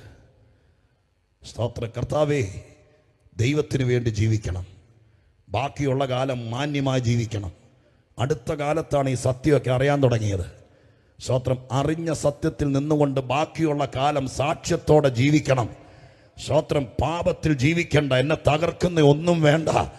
സ്തോത്രം, ദൈവം ആഗ്രഹിക്കുന്നത് പോലെ ജീവിക്കണമെന്ന് ആഗ്രഹിച്ചു നോക്കിയാൽ ആഗ്രഹിക്കുന്നവരെ തൃപ്തിപ്പെടുത്തുന്ന ദൈവം ദിവസങ്ങൾക്കുള്ളിൽ നീ വിളിക്കാതെ സ്വർഗസ്ഥനായ ദൈവം പണ്ട് ഷണ്ണന്റെ അടുക്കലേക്ക് ഫിലിപ്പോസിനെ അയച്ചതുപോലെ നീ വിചാരിക്കാത്ത ആരെയോ നിന്റെ അടുക്കലേക്ക് അയക്കാൻ ദൈവം വിശ്വസ്തനാണ്. ആ ദൈവത്തെ പ്രസംഗിക്കാനാണ് ഇവിടെ ഈ കൂട്ടായ്മ പന്തല് കെട്ടിയത്. ആ ദൈവത്തെ പ്രസംഗിക്കാനാണ് ഈ പാട്ടുകാരെ വിളിച്ചു വരുത്തിയത്. ആ ദൈവത്തെ ഒന്നിച്ചുയർത്താനാണ് വിവിധ സഭകളിൽ നിന്ന് കർത്തൃദാസന്മാർ ഒന്നിച്ചു കൂടിയത്. അതുകൊണ്ട് ഇന്ന് രാത്രി ഞാൻ ഇവിടെ വന്നത്, ഹല്ലേലൂയ, ജീവിക്കാൻ ആഗ്രഹിക്കുന്നവനെ സഹായിക്കുന്ന ഒരു ദൈവമുണ്ടെന്ന് പറയാനാണ്. അത് വിശ്വസിക്കുന്നവരും അനുഭവിക്കുന്നവരും കർത്താവിന് നന്ദിയോടെ സ്തോത്രം ചെയ്താട്ടെ. 6 വാക്യങ്ങളിൽ ഈ സങ്കീർത്തനത്തിനകത്ത് സ്തോത്രം, ഈ സങ്കീർത്തന രചയിതാവ് പ്രാർത്ഥിക്കുന്നുണ്ട്, അദ്ദേഹത്തെ ജീവിപ്പിക്കണമെന്ന്. വെറുതെ ജീവിപ്പിക്കണം എന്നല്ല, വല്ലവരുടെയും കയ്യിരിക്കുന്ന കാശ് നമുക്ക് കിട്ടണം, ആരുടെയെങ്കിലും കയ്യിലുള്ള കാശ് കൊണ്ട് എൻ്റെ കൊച്ചിനെ പഠിപ്പിക്കണം, സ്തോത്രം, അല്ലെങ്കിൽ ഏതെങ്കിലും ചുമ്മാ കിട്ടുന്ന ആൾക്കാരുടെ കയ്യിലുണ്ടെങ്കിൽ അപേക്ഷ എഴുതി കൊടുത്ത് ആരെങ്കിലും ഇറക്കും, അങ്ങനെയല്ല. സ്തോത്രം, അങ്ങനെയൊന്നും ആഗ്രഹിക്കരുത്. അത്യാവശ്യ ഘട്ടത്തിലൊക്കെ പക്ഷേ വേദപുസ്തകത്തിൽ നല്ല വഴിയുണ്ടല്ലോ, ആ വഴി ഇന്ന് രാത്രി ഞങ്ങൾ പറഞ്ഞു തരാം. അത് വിശ്വസിച്ചാൽ അങ്ങനെ ജീവിപ്പിക്കുന്നൊരു ദൈവമുണ്ടെന്ന്. ഇതിനകത്ത് എത്രയോ പേരുണ്ട് ജീവിക്കാൻ നിവൃത്തിയില്ലാതെ 1 മുഴം കയറിലോ റെയിൽവേ ട്രാക്കിലോ 1 കുപ്പി വിഷത്തിലോ തീരാനിരുന്ന കാലത്ത് ഹല്ലേലൂയ ജീവിക്കാൻ സമ്മതിക്കാത്ത പണ്ട് പൗലോസ് കടലിൽ കപ്പല് തകർന്ന് പലകെ പിടിച്ച് നീന്തി കയറി വന്നപ്പോൾ മെലീത്ത ദ്വീപിൽ വെച്ച് കയ്യിൽ പാമ്പ് കടിച്ച് അന്ന് മെലീത്തക്കാര് പറഞ്ഞൊരു വാക്ക് നിങ്ങൾ ഓർക്കുന്നുണ്ടോ? കടലിൽ നിന്ന് രക്ഷപ്പെട്ടിട്ട് നീതിദേവി ഇവന് ജീവിക്കാൻ സമ്മതിക്കുന്നില്ല. ചില ശക്തികൾ ജീവിക്കാൻ പ്രശ്നങ്ങളെ നീന്തി കയറി ഒരുമാതിരി കര പറ്റിയാലും ജീവിക്കാൻ സമ്മതിക്കാതെ ചുറ്റിപ്പറ്റി വ്യാപരിക്കുന്ന ദുഷ്ടാത്മ ശക്തികളുടെ നടുവിൽ കടിച്ചു തൂങ്ങുന്ന വിഷയങ്ങളെ കുടഞ്ഞു കളഞ്ഞിട്ട് അവരുടെ നടുവിൽ സാക്ഷിയാകാൻ ജീവൻ ജീവിപ്പിക്കുന്ന ഒരു ദൈവത്തെ ഇന്ന് രാത്രികാലം പരിശുദ്ധാത്മാവിൽ ഞാൻ ഉയർത്തുമ്പോൾ എത്ര ദൈവമക്കളും കർത്തൃദാസന്മാരും നമ്മളെ സഹായിച്ച ദൈവത്തെ അനർത്ഥങ്ങളിൽ അപകടങ്ങളിൽ നീ വഴിയോരത്ത് തീർന്നെന്ന് പറഞ്ഞപ്പോൾ, ഈ നടുറോട്ടിൽ അവസാനിച്ചെന്ന് പറഞ്ഞപ്പോൾ സ്വർഗം നിന്നെ ജീവിപ്പിച്ചെങ്കിൽ ഇന്ന് രാത്രി ചിലരെ കൂടി ജീവിപ്പിക്കുന്ന കർത്താവിന്റെ കരം അത് വ്യാപരിക്കാൻ വേണ്ടി പ്രാർത്ഥിച്ചുകൊണ്ടിരിക്കുക. പരിശുദ്ധാത്മാവ് ചിലരെ പതുക്കെ തട്ടി ഉണർത്തിക്കൊണ്ട് വരികയാ. ജീവിതം മടുത്ത ചിലർ ഒരുപക്ഷെ ഇന്ന് രാത്രി ഈ മനോഹരമായ വെളിച്ചത്ത് കാണില്ല, എവിടെയോ ഇരുട്ടത്തുണ്ടെന്നറിയാം. അതല്ലെങ്കിൽ ഇങ്ങനെ ഒരു സന്ദേശം ഒരു കൺവെൻഷൻ വേദിയിൽ പറയാൻ സ്വർഗം എന്റെ കയ്യിൽ തന്നുവിടില്ല. ഈ രാത്രി യേശു രക്ഷകനാന്ന് പറയാൻ എനിക്കറിയാം, യേശു ന്യായാധിപനാന്ന് പറയാൻ എനിക്കറിയാം, യേശു വീണ്ടെടുപ്പുകാരനാന്ന് പറയാൻ എനിക്കറിയാം, യേശു സഹയാത്രികനാന്ന് പറയാൻ എനിക്കറിയാം. എന്നാൽ ഇന്ന് രാത്രി കലയപുരത്തോട് പറയാൻ സ്വർഗം എന്നെ ഏൽപ്പിച്ചത് ജീവിക്കാൻ ഒരൽപ്പം തുടിപ്പെങ്കിലും നിന്റെ അകത്തുണ്ടെങ്കിൽ, യേശുവെ നുറക്ക വിളിക്കാമെങ്കിൽ, പലരെ ആശ്രയിച്ചിട്ട് നടക്കാതെ പോയത് സാധ്യമാക്കി തരാൻ മനസ്സുള്ള ദൈവത്തിന്റെ കരം ഇന്ന് രാത്രി ഇതിനകത്ത് വ്യാപരിക്കട്ടെ. സ്തോത്രം, ഹല്ലേലൂയ. ഞാൻ പറഞ്ഞല്ലോ 6ഓളം വാക്യങ്ങൾ, അത് പറഞ്ഞു നിൽക്കാൻ ഞാൻ സമയമെടുക്കുന്നില്ല. സ്തോത്രം, ഹല്ലേലൂയ. കല്യാണ പ്രസംഗത്തിനുള്ളതുണ്ടത് 6ഓളം വാക്യങ്ങൾ. സ്തോത്രം. ഞാൻ വാക്യങ്ങൾ വേണമെങ്കിൽ റെഫറൻസ് തരാം. നിങ്ങളത്ര എനിക്കൊന്നും പിടിച്ചു വെക്കണമെന്ന് ആഗ്രഹിക്കുന്നവനല്ല. ഏതെങ്കിലും സമയത്ത് പ്രയോജനപ്പെടണമെങ്കിൽ പേന തുറന്നായിരിക്കുന്നെങ്കിൽ പെട്ടെന്ന് എഴുതിക്കോ, അല്ലെങ്കിൽ യൂട്യൂബിൽ കാണുന്ന ആളെ വീട്ടിൽ ചെന്നിട്ട് ഒന്നുകൂടെ തപ്പിയെടുത്താൽ മതി. സ്തോത്രം. 6 വാക്യത്തിനകത്ത് ദൈവത്തോട് അദ്ദേഹം പ്രാർത്ഥിക്കുന്നു, എന്നെ ചുമ്മാ ജീവിപ്പിക്കുക. അങ്ങേരെ അപ്പുറത്തെ ചേട്ടൻ ജീവിക്കുന്നത് പോലെ ജീവിക്കണം എന്നല്ല, വേദപുസ്തകത്തിൽ ജീവിക്കാൻ വേണ്ടി അദ്ദേഹം പ്രാർത്ഥിച്ച 6 വാക്യങ്ങൾ 119 സങ്കീർത്തനത്തിന് 25 വാക്യത്തിലുണ്ട്. അവിടെ പറയുന്നു, ദൈവമേ എന്നെ തിരുവചനപ്രകാരം ജീവിപ്പിക്കണം. 119:37 ദൈവമേ നിന്റെ വഴികളിൽ എന്നെ ജീവിപ്പിക്കണം. 119:40 ദൈവമേ നിന്റെ നീതിയിൽ എന്നെ ജീവിപ്പിക്കണം. 119:88 നിന്റെ ദയയ്ക്ക് തക്കവണ്ണം എന്നെ ജീവിപ്പിക്കണം. 119:107 നിന്റെ വാഗ്ദത്തപ്രകാരം എന്നെ ജീവിപ്പിക്കണം. 119:149 നിന്റെ ന്യായപ്രകാരം എന്നെ ജീവിപ്പിക്കണം. സ്തോത്രം, ഹല്ലേലൂയ. കല്യാണ വേദിയിലേക്ക് ഒരു ആശംസ പറയാൻ കിട്ടിയാലും പിള്ളേരോട് പറയണം, ഈ 6 കാര്യം മക്കളെ എങ്ങനെയെങ്കിലും ജീവിച്ച് തീർക്കരുത്, ദൈവത്തിൻ്റെ ന്യായത്തിലേ ജീവിക്കാവൂ. സ്തോത്രം, ഹല്ലേലൂയ. അങ്ങനെ ഓരോ വാക്കിനകത്തും ജീവിക്കാൻ തുടിക്കുന്ന ഒരു മനുഷ്യൻ്റെ പ്രാർത്ഥനയാണ് 119 സങ്കീർത്തനം. ഞാൻ 119 സങ്കീർത്തനത്തിന് വിടാം, എന്നിട്ട് ആ വാക്യത്തിലൂടെ ഇന്ന് രാത്രിയിലെ പ്രസക്തമായ വിഷയത്തിലേക്ക് കടക്കാം. സ്തോത്രം. വായിച്ച 132 വാക്യത്തിനകത്ത് ഈ സങ്കീർത്തന രചയിതാവെന്ന പ്രാർത്ഥനാ മനുഷ്യൻ അദ്ദേഹം പ്രാർത്ഥിക്കുകയാണ്, തിരുനാമത്തെ സ്നേഹിക്കുന്നവരോട് ചെയ്യുന്നത് പോലെ, അല്ലെങ്കിൽ അവരോട് കാണിക്കുന്നത് പോലെ. അപ്പം ആ വാക്ക് മാത്രം ഞാൻ പതുക്കെ ഒന്ന് നാടൻ ഭാഷയിലേക്ക് കൊണ്ടുവരാം. സ്തോത്രം. ഈ മനുഷ്യൻ ജീവിതം കൊണ്ട് മനസ്സിലാക്കി, എല്ലാവരോടും ഈ ദൈവം ഒരുപോലല്ല ഇടപെടുന്നത്. അത് ഇന്ന് രാത്രി നമ്മൾ അറിയണം. എല്ലാവരെയും സൃഷ്ടിച്ചത് ദൈവമാണ്. സ്തോത്രം. ദൈവമാണ് എല്ലാവർക്കും ഓക്സിജൻ തരുന്നത്, വെള്ളം തരുന്നത്, ഇതൊക്കെ ദൈവമാണ് തരുന്നത്. പക്ഷെ ഒരു കാര്യം ഓർക്കണം, ദൈവത്തിൻ്റെ ഡീലിംഗ് എല്ലാവരോടും ഒരുപോലല്ല.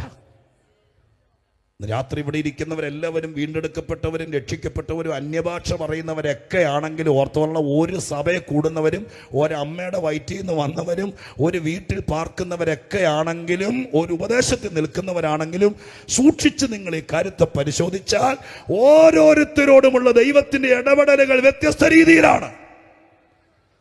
സ്തോത്രം, ഹല്ലേലൂയ. വ്യത്യസ്ത രീതിയിലാണ്. അതിന് കാരണം ദൈവത്തിന് മുഖപക്ഷമുള്ളത് കൊണ്ടല്ല. പിന്നെ എങ്ങനെയാ? നമ്മൾ എങ്ങനാണോ അങ്ങനെയാണ് ദൈവം നമ്മളോട്. സ്തോത്രം. അതിലെത്രയോ വാക്യങ്ങൾ വേദപുസ്തകത്തിൽ കാണിച്ചു തരാം. 18 സങ്കീർത്തനത്തിന്റെ 25-26 വാക്യങ്ങളൊക്കെ നിങ്ങൾക്ക് സുപരിചിതമാണ്. വായിക്കേണ്ട. വാക്യം എഴുതിയിരിക്കുന്നത് ഇങ്ങനെയാണ്, ദയാലുവോട് ദൈവം ദയാലുവാണ്, നിർമ്മലനോട് ദൈവം നിർമ്മലനാണ്. സ്തോത്രം. വക്രനോട് ദൈവം വക്രത കാണിക്കുന്നു. സ്തോത്രം. അപ്പൊ ആ വാക്യം ധാരാളം മതി, അധികം വ്യാഖ്യാനമില്ലാതെ. ഒരുത്തൻ സ്തോത്രം നിർമ്മലനായി ജീവിച്ചാൽ, പരമാർത്ഥിയായി ജീവിച്ചാൽ, നിഷ്കളങ്കനായി ജീവിച്ചാൽ ദൈവം നിനക്കതുപോലായിരിക്കും. സ്തോത്രം. വക്രത കാണിച്ചാൽ അവനോട് ദൈവം വക്രത കാണിക്കും. എങ്ങനെയാണോ നമ്മൾ നമ്മുടെ ജീവിതം സെറ്റ് ചെയ്യുന്നത്, എങ്ങനെയാണോ നമ്മൾ നമ്മളെ ശീലിപ്പിച്ചിരിക്കുന്നത്, അതുപോലെയാ ദൈവം ഇടപെടുകയുള്ളൂ. സ്തോത്രം. എങ്ങനെയെങ്കിലും ജീവിച്ചിട്ട് ദൈവം നല്ലവനാന്ന് ഭിത്തിയിൽ എഴുതി വെച്ചത് കൊണ്ടോ ദൈവം നല്ലവനാന്ന് പാടിയത് കൊണ്ടോ നമുക്ക് നന്മ അനുഭവിക്കാൻ പറ്റില്ല. ശ്രദ്ധിച്ചു കേട്ടോണം, നമ്മൾ എങ്ങനാണോ അങ്ങനെയേ ദൈവം ഇടപെടുകയുള്ളൂ. സ്തോത്രം, ഹല്ലേലൂയ. ദൈവം ഇടപെടുള്ളൂ. അതിന്റെ വിശദീകരണം ബൈബിളിൽ ഒരുപാട് ഭാഗത്ത് കാണാൻ കഴിയുന്നുണ്ട്, ഒത്തിരി ഭാഗത്ത്. സ്തോത്രം. പ്രത്യേകിച്ച് ഹോശയ പ്രവചനം, ആ പ്രവചനത്തിനകത്തൊരു 3-4-5 ആവർത്തി ദൈവം പറയുന്ന ചില വാക്കുകളുണ്ട്. 1-2 വായിച്ചു കേൾപ്പിക്കും, പെട്ടെന്ന് വായിച്ചു കേൾപ്പിക്കും. ഹോശയ പ്രവചനം 5-ാം അധ്യായത്തിന്റെ 11-12 വാക്യങ്ങൾ സ്തോത്രം വായിച്ചു കേൾപ്പിക്കും. ഈ സന്ദേശം ഒന്ന് തെളിഞ്ഞു വരാൻ വേണ്ടി ഹോശയ പ്രവചനം സ്തോത്രം 5-ാമത്തെ അധ്യായത്തിന്റെ 11-12 വാക്യങ്ങൾ എന്താ എഴുതിയിരിക്കുന്ന നോക്കിയിട്ട്. 5-11-12. എഫ്രൈമിന് മാനുഷകൽപ്പന അനുസരിച്ച് നടപ്പാൻ ഇഷ്ടം തോന്നിയത് കൊണ്ട് അവൻ പീഡിതനും വ്യവഹാരത്തിൽ തോറ്റവനുമായിരിക്കുന്നു. അടുത്ത വാക്ക്, അതുകൊണ്ട് ഞാൻ എഫ്രൈമിന് പുഴുവും യഹൂദാഗ്രഹത്തിന് ദ്രവത്വവുമായി. ദൈവം പറയുകയാണ്. എഫ്രൈം യഹൂദാഗ്രഹം എന്നൊക്കെ പറയുന്നത് ദൈവത്തിന്റെ സ്വന്തം ജനമാണ്. പ്രമാണം കൊടുത്ത് ദൈവം വീണ്ടെടുത്ത്, ദൈവം നടത്തി, ദൈവം മന്ന കൊടുത്ത്, ദൈവം വഴി തുറന്നു കൊടുത്ത്, ദൈവം മേഘത്തിന്റെ തണലിൽ കൊണ്ടു നടന്ന ദൈവത്തിന്റെ പൊന്നുമക്കളാണ്. സ്തോത്ര, ഹല്ലേലൂയ. അവരോട് ഒരിക്കലും ഹോശയ പ്രവചനത്തിന്റെ പശ്ചാത്തലം സ്തോത്രം, അത് അവരുടെ ജീവിതത്തിന്റെ ഏറ്റവും തിന്മയുടെ പിന്മാറ്റത്തിന്റെ കാലഘട്ടമാണ്. ആ കാലഘട്ടങ്ങളിൽ ദൈവം അവരെക്കുറിച്ച് എഴുതിയിരിക്കുകയാണ്. സ്തോത്രം. ഞാൻ അവർക്ക് എന്തായിരിക്കും എന്ന് എഴുതിയിരിക്കുന്നത്. അവിടെ വായിച്ച വാക്യം ഇങ്ങനെയാണ്, 12-ാമത്തെ വാക്യത്തിൽ പറയുന്നത്, അതുകൊണ്ട് ഞാൻ എഫ്രൈമിന് പുഴുവായിരിക്കും, യഹൂദാഗ്രഹത്തിന് ദ്രവത്വമായിരിക്കും. എന്താ കാരണം? സ്തോത്രം. ദൈവത്തിന്റെ പ്രമാണങ്ങളെക്കാൾ ഇവർക്ക് മാനുഷിക കൽപ്പനയാണ് ഇഷ്ടം. മനുഷ്യന്റെ പ്രമാണങ്ങൾ, വേദപുസ്തകത്തെക്കാൾ, ദൈവിക പദ്ധതിയേക്കാൾ മാനുഷിക കാര്യങ്ങളാണ് അവർക്ക് ഇഷ്ടം. അങ്ങനെ മാനുഷിക കാര്യങ്ങളിൽ അവർ തൽപരരായതുകൊണ്ട്, നടപ്പാൻ ഇഷ്ടം തോന്നിയത് കൊണ്ട് അവൻ വ്യവഹാരത്തിൽ തോറ്റവനായി, പീഡിതനായി. അതുകൊണ്ട് എന്തായി തീർന്നു? പീഡിതനും തോറ്റവനും ആയതുകൊണ്ട് തീർന്നില്ല. അങ്ങനെ അങ്ങ് തീർന്നായിരുന്നെങ്കിൽ അങ്ങ് തീർന്നേനെ. പക്ഷെ അങ്ങനെയല്ല. സ്തോത്രം. മനുഷ്യന്റെ ഇഷ്ടത്തിന് ബോധിച്ചതുപോലെ ജീവിക്കാൻ തുടങ്ങിയപ്പോൾ, ദൈവത്തെ മറക്കാൻ തുടങ്ങിയപ്പോൾ, ദൈവത്തെ ഉപേക്ഷിക്കാൻ തുടങ്ങിയപ്പോൾ, ദൈവത്തിന്റെ പ്രമാണത്തെക്കാൾ മനുഷ്യന്റെ ചട്ടക്കൂടുകൾക്ക് അവന്റെ ഇഷ്ടത്തിനും താൻ തൽപരനായി തീർന്നപ്പോൾ സ്വർഗസ്ഥനായ ദൈവം തീരുമാനിച്ചു, നാളെ മുതൽ ഞാൻ അവന് പുഴുവായിരിക്കും. പുഴുവായിരിക്കും എന്ന് പറഞ്ഞാൽ നിങ്ങൾക്ക് മനസ്സിലായോ? സ്തോത്രം. യോനയുടെ തലയ്ക്ക് തണലായി മുളച്ചു വന്ന ആവണക്കിനെ സ്തോത്രം ഇല്ലാതാക്കാൻ ദൈവം തമ്പുരാൻ സ്തോത്രം വലിയ ഇടി വെട്ടിച്ചില്ല, JCB കൊണ്ടുവന്ന് പറച്ചില്ല, ആനയെ കൊണ്ടുവന്ന് പിഴുതെടുത്തില്ല, ഒരു ചെറിയ പുഴുവിനെ കയറ്റിവിട്ടു. ഇന്ന് രാത്രികാലം എന്തിനാണ് ഈ സന്ദേശം ഇവിടെ പറയുന്നതെന്നറിയോ? ഈ രാത്രി യോഗം തീരുമ്പോഴേക്കും നിനക്ക്, നിന്റെ കുടുംബത്തിനും, നിന്റെ പിള്ളേർക്കും ദൈവം ആരായിരിക്കണമെന്നൊരു ചിന്ത ഇന്ന് രാത്രി കേൾക്കുന്ന ദൈവമക്കൾക്കുണ്ടായാൽ, അങ്ങനെ ഒരു ആഗ്രഹമുണ്ടായാൽ, 2025 തീരുമ്പോഴേക്കും ഈ ലോകത്തിലെ മുഴുവൻ ശക്തികൾ നിനക്കെതിരെ ഏതൊക്കെ വിധത്തിൽ പെരുമാറിയാലും, ഏതൊക്കെ രീതിയിൽ ഇടപെട്ടാലും, എന്റെ ദൈവം നിനക്ക് സഹായമായി നിന്നാൽ, സ്വർഗം നിനക്ക് കൈത്താങ്ങലായി നിന്നാൽ, ദൈവം നിനക്ക് പുഴുവാകാതിരുന്നാൽ, ബാക്കി ഇവിടത്തെ ആരൊക്കെ പുഴു പോലെ നമ്മുടെ യോബിനെ ഓർക്കുന്നുണ്ടല്ലോ, ശരീരം മുഴുവൻ അരിച്ചു പിറക്കി കടിച്ചു തൂങ്ങിയാലും സ്വർഗസ്ഥനായ ദൈവം കരുണാമയനായി കൂടെ നിന്നാൽ, ഇന്ന് നിന്റെ ജീവിതത്തിൽ കയറി വരുന്ന സകല പുഴുക്കുത്തുകളും അതിന്റെ കെടുതികളെയും ഇല്ലാതാക്കിയിട്ട് നയമാന പുറത്തു കൊണ്ടുവന്നവൻ, ഇയ്യോബിനെ പുറത്തു കൊണ്ടുവന്നവൻ വിശ്വസിക്കുന്ന ചിലർക്ക് വേണ്ടി ഇന്ന് രാത്രി ദൈവം നിനക്ക് ആരാകണമെന്ന് ഇവിടെ നിന്ന് നിശ്ചയിച്ചിട്ട് പോയാൽ, 19-ാം തീയതി രാത്രി തീരുമാനിക്കേണ്ടത്, സ്തോത്രം, നിന്റെ കുഞ്ഞിനെ ആര് വിവാഹം കഴിക്കണം, നിന്റെ മകൻ അവിടെ ജോലി ചെയ്യണം, സ്തോത്രം, ഇതിനേക്കാൾ, ആ തീരുമാനത്തെക്കാൾ, ആഗ്രഹത്തെക്കാൾ മുമ്പ് കാര്യങ്ങൾ ശുഭമാകണമെങ്കിൽ നിന്റെ ദൈവം നിനക്ക് ആരായിരിക്കണം, അതിനുള്ള വഴി ഇന്ന് രാത്രി തുറക്കണം. ചില വാക്യങ്ങളിലൂടെ നമ്മൾ അവസാന സമയമാകുമ്പോഴേക്ക് അത് എത്തുമെന്ന് തന്നെ വിചാരം. ദൈവം പുഴുവായിരിക്കും. ഇസ്രായേലിന്റെ ദൈവം ആരായിരുന്നു? അത്യുന്നതനായിരുന്നു, സർവശക്തനായിരുന്നു, പരിശുദ്ധനായിരുന്നു. നെഹമ്യാവിന്റെ ഭാഷ പറഞ്ഞാൽ ഭയങ്കരനായിരുന്നു. സ്തോത്രം, ഭയങ്കരനായിരുന്നു. അവർക്ക് കർത്താവ് വേറെ പ്രവാചകന്മാരിൽ കൂടെ അരുളി ചെയ്തു, സ്തോത്രം, നിന്നെ തൊടുന്നവൻ എൻ്റെ കണ്ണിൻ്റെ കൺമണിയാണ് തൊടുന്നത്. അത്രയ്ക്ക് ശക്തനായിരുന്നു ദൈവം. സ്തോത്രം. നിനക്ക് വിരോധമായി ഉണ്ടാക്കുന്ന ഏതൊരായുധം ആരുണ്ടാക്കിയാലും അത് ഒന്നും ഫലിക്കാതെ വണ്ണം ഇവർക്ക് പരിചയമായിരുന്നു. ഇരുട്ടിന്റെ വ്യാപാരങ്ങൾ എത്ര കുതിച്ചുയർന്ന് കട്ടിപിടിച്ച് നിന്നാലും ഈ ദൈവം അവർക്ക് സൂര്യനായിരുന്നു. സൂര്യനായിരുന്ന, പരിചയായിരുന്ന, കോട്ടയായിരുന്ന, മതിലായിരുന്ന, അത്യുന്നതനായിരുന്ന, സർവശക്തനായിരുന്ന, പ്രതിഫലമായിരുന്ന ഈ മഹാദൈവം, യുദ്ധവീരനായിരുന്ന, സൈന്യങ്ങളുടെ യഹോവയായിരുന്ന ഈ ദൈവം ഇപ്പോൾ ഇവരോട് പറയുന്നു, നാളെ മുതൽ ഈ പറഞ്ഞതൊന്നുമല്ല ഞാൻ, നാളെ മുതൽ നിനക്ക് ഞാൻ പുഴുവായിരിക്കും. അങ്ങനെ ഒരവസ്ഥയിലേക്ക് വന്നാൽ പിന്നെ മരുന്ന് ഏക്കിയല്ല, പിന്നെ പ്രാർത്ഥന ഏക്കിയല്ല, സ്തോത്രം ഹല്ലേലൂയ, പിന്നെ ഉപവാസം ഏക്കിയല്ല, പിന്നെ ആരെ കൊണ്ട് പ്രാർത്ഥിപ്പിച്ച് വെള്ളം കൊണ്ടായാലും എത്ര കുപ്പി വെള്ളം പ്രാർത്ഥിച്ച് കുടിച്ചാലും ഒന്നും ഏക്കിയല്ല. അതുകൊണ്ട് ഇന്ന് രാത്രികാലം പലവിധ കാര്യങ്ങൾ ആത്മീകമായി ചെയ്തിട്ടും ജീവിതത്തിനകത്ത് തകർച്ച മാറാത്ത ആരെങ്കിലും ഇന്ന് രാത്രി ഇവിടെ ഉണ്ടെങ്കിൽ, സ്തോത്രം, പിശാചിനെയും ദുഷ്ടാത്മശക്തിയെയും മാത്രം കണ്ണുവെച്ച് കുറ്റം പറയാതെ ഇന്ന് രാത്രി ലോകത്തിലെ സകല ദുരാത്മശക്തികളും കൊട്ടാരക്കരയിൽ നിന്റെ വീടിന്റെ മുറ്റത്ത് വന്ന്, സ്തോത്രം, നിനക്കെതിരെ പന്തല് കെട്ടി പോരാടിയാലും നിന്റെ ദൈവം നീതി സൂര്യനെ പോലെ, നിന്റെ ദൈവം ഒരു യോദ്ധാവിനെ പോലെ, ഒരു വീരനെ പോലെ നിനക്ക് കാവലായിരുന്നാൽ നിനക്കെതിരെ കയറി വരുന്ന ഒരു വിഷയത്തെ പേടിക്കാനില്ല. മറിച്ച് ഞാൻ തിരിച്ചു പറയാ, നിന്റെ കുടുംബയോഗക്കാരും വീട്ടുകാരും നിന്റെ രാഷ്ട്രീയക്കാരും മുഴുവൻ നിനക്ക് തുണ നിന്നിട്ട് സ്വർഗത്തിലെ ദൈവം പുഴുവായി മാറിയാൽ, കേൾക്കുന്നുണ്ടല്ലോ, പുഴുവായി മാറിയാൽ ആരൊക്കെ കാവൽ നിന്നാലും നീ ഉണങ്ങിപ്പോകുന്നത് ആരും അറിയുക പോലുമില്ല. അതുകൊണ്ട് ഇന്ന് രാത്രി സ്വർഗം പറയുന്നു, ഞാൻ നിനക്ക് പുഴുവാകാൻ വേണ്ടി ഒരാഗ്രഹമില്ല, എനിക്ക് ആഗ്രഹം, ഞാൻ പുറകെ വായിക്കും പറയാം. ഒന്ന് പുഴു, രണ്ടാമത്തത് എഴുതിയിരിക്കുന്നത് യഹൂദാഗ്രഹത്തിന് ദ്രവത്വം മലയാളത്തിൽ വന്നത്. ഒറിജിനൽ ഭാഷാന്തരത്തിൽ നിന്ന് ട്രാൻസ്ലേറ്റ് ചെയ്താൽ ആ വാക്ക് ഇങ്ങനെയായിരിക്കും, തുരുമ്പ്. തുരുമ്പ് കേട്ടിട്ടുണ്ടല്ലോ, സ്തോത്രം. ഇരുമ്പായുധങ്ങളൊക്കെ നമ്മൾ വാങ്ങിച്ചു വെച്ച് സൂക്ഷിക്കാതെ ഈ മഞ്ഞുകാലത്ത് പുറത്ത് കിടന്നാൽ എത്ര വിലയുള്ളതാണെങ്കിലും എത്ര മൂർച്ചയുള്ളതാണെങ്കിലും അതിൽ തുരുമ്പ് കയറും. ഒറ്റ ദിവസം കൊണ്ടൊന്നും തീരിയല്ല. പെട്ടെന്ന് വണ്ടി ഇടിച്ച് മേത്തെ കൂടെ കയറി ഇറങ്ങി പോകുമ്പോഴല്ല. ദൈവത്തിൻ്റെ പദ്ധതിയല്ലാതാ. ദൈവം ഓടി വന്നിട്ട് മുറിച്ച് കളയല്ല.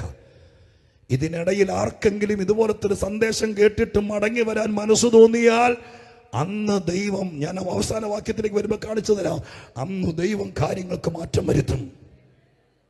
ഈ പ്രവചനത്തിൽ പറയുക, പച്ചിരുമ്പിനകത്ത് തുരുമ്പ് കയറുന്നത് പോലെ നീ എത്ര കൊട്ടാരത്തിൽ പാർത്താലും, നീ എത്ര സുരക്ഷിതമായിരുന്നാലും, നീ ഏത് ജിമ്മിൽ പോയാലും, നീ എവിടെ പോയി എന്തൊക്കെ ചികിത്സയ്ക്ക് വിധേയപ്പെട്ടാലും, നീ എത്ര സുഖചികിത്സ നടത്തിയാലും, നീ ഏതൊക്കെ രാജ്യത്ത് പോയി പാർത്താലും, നീ എന്തൊക്കെ ആഹാരം കഴിച്ചാലും, നീ എത്ര ഡയറ്റ് കീപ്പ് ചെയ്താലും, എന്റെ ദൈവം നിനക്ക് തുരുമ്പായി മാറിയാൽ ഈ കാണിക്കുന്നതെല്ലാം പ്രഹസനമായി ഇല്ലാതായി തീരുകയോ. അതിനേക്കാൾ ശ്രേഷ്ഠ ദൈവം നിനക്കൊരു അനുഗ്രഹമായി മാറട്ടെ. എത്ര പേര് ദൈവത്തോട് പ്രാർത്ഥിച്ചുകൊണ്ടിരിക്കും ഇന്ന് രാത്രിക്കാലം, കർത്താവേ, ഒരു കടികെട്ടിയ കാര്യമൊന്നുമല്ല ഞാൻ പറയുന്നത്, 4 വാക്ക് കട്ടിയലല്ല പറയുന്നത്. ഇന്ന് രാത്രി നിന്റെ ജീവിതം മാറി വരാൻ, നിന്റെ സാഹചര്യം മാറി വരാൻ ഏറ്റവും പ്രധാനപ്പെട്ടത് നിന്റെ പ്രതിയോഗി ആരാന്നല്ല നോക്കേണ്ടത്. നിന്റെ അപ്പുറം താമസിക്കുന്ന വീട്ടുകാരൻ ക്ഷേത്രത്തിൽ പോകുന്നവനാണോ മുസൽമാനാണോ, ഇതൊന്നും നമുക്ക് വിഷയമല്ലെന്ന് ഇന്ന് രാത്രി സ്വർഗം പറയുന്നു. ആരെവിടെ പാർത്താലും, നിനക്കെതിരെ എന്ത് ചെയ്താലും, ദൈവം നിനക്ക് പുഴുവാകാതിരുന്നാൽ, ദൈവം നിനക്ക് തുരുമ്പാകാതിരുന്നാൽ, നീ ദൈവത്തെ വിശ്വസിച്ചാൽ, നീ കർത്താവിന്റെ ചോരയാൽ വീണ്ടെടുക്കപ്പെട്ടാൽ, നീ ദൈവത്തെ ആരാധിക്കാൻ തുടങ്ങിയാൽ, നിനക്ക് വിരോധമായി ഏത് പോരാട്ടങ്ങൾ വന്നാലും അതിന്റെ മീതെ മരുഭൂമിയിലെ മേഘസ്തംഭം പോലെ നിന്റെ കാല് വീങ്ങാതെ വസ്ത്രം മുഷിയാതെ കാക്കാൻ ഈ ദൈവം വിശ്വസ്തനാ. അത് അംഗീകരിക്കുന്ന ദൈവമക്കൾ അറിഞ്ഞ ദൈവത്തിന് സ്തോത്രം ചെയ്യേ. വേറൊരു വാക്യം അവിടെ എഴുതിയിട്ടുണ്ട്, 13-ാം അധ്യായത്തിന്റെ 7-8 വാക്യങ്ങളിലേക്ക് നോക്കിയേ. 13-ാം അധ്യായത്തിന്റെ 7-8 വാക്യങ്ങൾക്കകത്ത് എഴുതിയിരിക്കുന്നത് എന്താ നോക്കിയേ. 13-ന്റെ 7-8. ആകയാൽ ഞാൻ അവർക്ക് ഒരു സിംഹത്തെ പോലെ ഇരിക്കും. അടുത്ത വാക്ക്, വഴിയരികെ വള്ളിപ്പുലി പോലെ ഞാൻ അവർക്കായി പതിയിരിക്കും. അടുത്തത്, കുട്ടികൾ പോയിപ്പോയ കരടിയെ പോലെ ഞാൻ അവരെ എതിരിട്ട് അവരുടെ ഹൃദയത്തിന്റെ നെയ്വല കീറിക്കളയും. ദൈവമായിട്ടായി പറയുന്നേ. 5-ാം അധ്യായത്തിൽ ദൈവത്തിന്റെ ആ കലി തീർന്നെന്നാ വിചാരിച്ച, തീർന്നില്ല. 13-ാം അധ്യായത്തിൽ എത്തിയപ്പോൾ കർത്താവ് കുറച്ചുകൂടെ കട്ടിയായിട്ട് പറയുകയാണ്, ഞാൻ അവർക്ക് സിംഹത്തെ പോലെ ഇരിക്കും. യഹൂദാഗോത്രത്തിന്റെ സിംഹം എന്ന് പറയുന്ന അല്ല ഈ വാക്ക്. സ്തോത്രം. വഴിയരികിൽ പതുങ്ങിക്കിടക്കുന്ന വള്ളിപ്പുലി, കുട്ടികൾ കവർന്നു പോയ കരടി. ആ പ്രവാചക ഭാഷ കണ്ടോ? സ്തോത്രം. കുട്ടികൾ കവർന്നു പോയ കരടി എന്നൊക്കെ പറയുമ്പോൾ നമുക്ക് വായിച്ചു വിടും, പക്ഷെ ചിന്തിക്കുകയില്ല. മനസ്സിലാക്കണമെങ്കിൽ പ്രസവിച്ച് കിടക്കുന്ന ഒരു കാട്ടുമൃഗം. നമുക്കിപ്പോൾ കാട്ടിൽ പോയി കരടിയോ സിംഹത്തെ ഒന്നും കാണാൻ പറ്റില്ല. നമ്മുടെ നാട്ടിലെ നായി ഉണ്ടല്ലോ, പട്ടി. സ്തോത്രം. അത് പ്രസവിച്ച് കിടക്കുമ്പോൾ അതിൻ്റെ ഒരു കുട്ടിയെ അങ്ങോട്ടോ ഇങ്ങോട്ടോ മാറുമ്പോൾ ആരെങ്കിലും ചാക്കി കെട്ടി എടുത്തുകൊണ്ട് പോകുന്നത് ആ പട്ടി കണ്ടാൽ പിന്നെ അവൻ്റെ ആയുഷ്കാലം മുഴുവൻ അവനെ പോകുന്ന വഴിക്ക് വണ്ടിയിൽ പോയാലും കാറിൽ പോയാലും എൻ്റെ പുറകെ വരും. സ്തോത്രം. അങ്ങനെയാണെങ്കിൽ അതിനേക്കാൾ 1000 മടങ്ങ് ശക്തിയുള്ള കരടിയുടെ കുട്ടിയെ കവർന്നുകൊണ്ട് പോയവനെ കരടി എങ്ങനെ ആയിരിക്കും നേരിടുന്നേ? ദൈവം പറയുന്നു, ഞാൻ അതുപോലെ നേരിടും, എന്നിട്ട് ഹൃദയത്തിൻ്റെ നെയ്വല കീറിക്കളയും. സ്തോത്രം. ദൈവം എന്താ ഇത്ര കോപിക്കാൻ കാരണം? ഇങ്ങനെയൊക്കെ ആകാൻ കാരണം എന്താ? ആരാ ദൈവത്തെ ഇങ്ങനെ ആക്കിയത്? യിരെമ്യാ പ്രവചനത്തിലേക്ക് വന്നാൽ നമ്മുടെ പ്രസംഗമേ മാറിപ്പോകും. വലിയ ഉപവാസ പ്രാർത്ഥനയുടെ പ്രസംഗമായി പോകും. അതുകൊണ്ട് ഞാൻ ആ വാക്യത്തിൻ്റെ പുറകെ പോകുന്നില്ല. അവിടെ എഴുതിയിരിക്കുന്നത്, സ്തോത്രം, ദൈവം അവർക്ക് വഴിപോക്കനെ പോലെ, ഒരു രാത്രി മാത്രം പാർക്കാൻ വന്ന പരദേശിയെ പോലെ ആയിപ്പോയിന്ന്. ഓ സ്തോത്രം. ആരായിരുന്നു ദൈവം? കണ്ണ് നിറയുന്നതിനേക്കാൾ മുമ്പ് കഴുകൻ പറന്നിറങ്ങി. അങ്ങനെ ബൈബിളിൽ ഇടുന്നുണ്ട്, കഴുകൻ തൻ്റെ കുഞ്ഞിനെ ചിറകിന്മീതെ വഹിച്ച് കൊണ്ടുവന്നതുപോലെ ഞാൻ നിങ്ങളെ കൊണ്ടുവന്നു. ഒരുത്തനും വിട്ടുകൊടുക്കാതെ കഴുകന്റെ ചിറകിനകത്ത് കഴുകന്റെ കുഞ്ഞിനെ വെച്ച് പറക്കുന്നത് പോലെ പറന്ന്, അത്രയ്ക്ക് കരുതലായിരുന്നു ദൈവജനവും ദൈവമായിട്ട്. സ്തോത്രം. ഇന്ന് രാത്രികാലം കേരളത്തിലെ ദൈവമക്കളും അകത്തും പുറത്തും ഇരിക്കുന്നവരും മുഴുവൻ കേൾക്കുക. സ്തോത്രം. ദൈവം അതുപോലെ, സ്തോത്രം, ആർക്കും വിട്ടുകൊടുക്കാതെ, ആരുടെ മുമ്പിൽ തലകുനിക്കാൻ സമ്മതിക്കാതെ, ആരുടെ മുമ്പിൽ അഴിഞ്ഞു പോകാൻ ഇടയാകാതെ അതുപോലെ കരുതിയവനാണ് ദൈവം തന്റെ ജനത്തെ. സ്തോത്രം. ഇന്ന് രാത്രികാലം തിരിച്ചറിയണം, ആരാ ദൈവത്തെ ഇങ്ങനെ ആക്കിയത്? പുഴുവിനെ പോലെ, തുരുമ്പിനെ പോലെ, വഴിയിൽ എരപിടിക്കാൻ കിടക്കുന്ന സിംഹത്തെ പോലെ, സ്തോത്രം, ഒളിച്ചിരിക്കുന്ന വള്ളിപ്പുലിയെ പോലെ, കുട്ടികൾ കവർന്നു പോയ കരടിയെ പോലെ, അങ്ങനെ ഇടപെടത്തക്ക രീതിയിൽ ദൈവത്തിന്റെ നയം മാറ്റിയത്, ദൈവത്തിന്റെ രീതി മാറ്റിയത്, മനുഷ്യനോടുള്ള ദൈവത്തിന്റെ ഇടപാട് അങ്ങനെ അല്ലായിരുന്നു. ആ നിലവാരത്തിൽ ആയിട്ടുണ്ടെങ്കിൽ ഇന്ന് രാത്രി സ്വർഗം ഈ പന്തലിന് കീഴെ ആരോടോ വിളിച്ചു പറയുന്നു, ഇന്ന് രാത്രി ഇതിന് പരിഹാരമുണ്ട്. ഈ രാത്രികാലം ദൈവത്തിങ്കിലേക്ക് മടങ്ങി വന്നാൽ, ദൈവത്തെ വിളിച്ചപേക്ഷിച്ചാൽ, സർവശക്തനായ ദൈവം ഇന്ന് നിന്റെ കുടുംബത്തോടുള്ള നയം മാറ്റും. അവൻ നിനക്ക് അനുഗ്രഹമാകും. യേശുവിന്റെ നാമത്തിൽ ദൈവത്തിന്റെ ഡീലിങ്ങിനൊരു മാറ്റം വരണമെന്ന് എത്ര പേർ ആഗ്രഹിക്കുന്നുണ്ട്? കർത്താവേ, സ്തോത്രം. ഇതിനകത്ത് ഇന്ന് രാത്രികാലം ലജ്ജിക്കണ്ട. ഞാൻ 3-ാം തലമുറക്കാരൻ 4-ാം തലമുറക്കാരൻ ഒന്നും പറയണ്ട.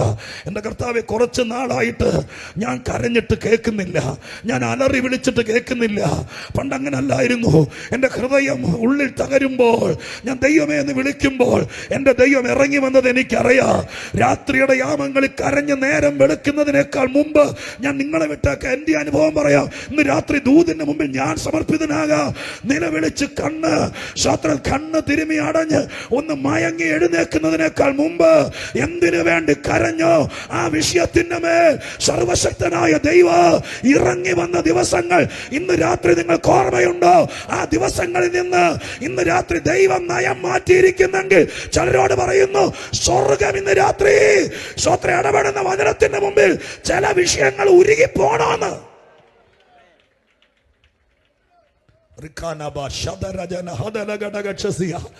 യേശുവിന്റെ നാമത്തിൽ കർത്താവിന്റെ കരം അനുകൂലമാകാൻ ആഗ്രഹിക്കുന്നവർ പ്രാർത്ഥിച്ചുകൊണ്ടിരിക്കുക. വഴി അടഞ്ഞു നിൽക്കുന്നവർ പ്രാർത്ഥിച്ചുകൊണ്ടിരിക്കുക.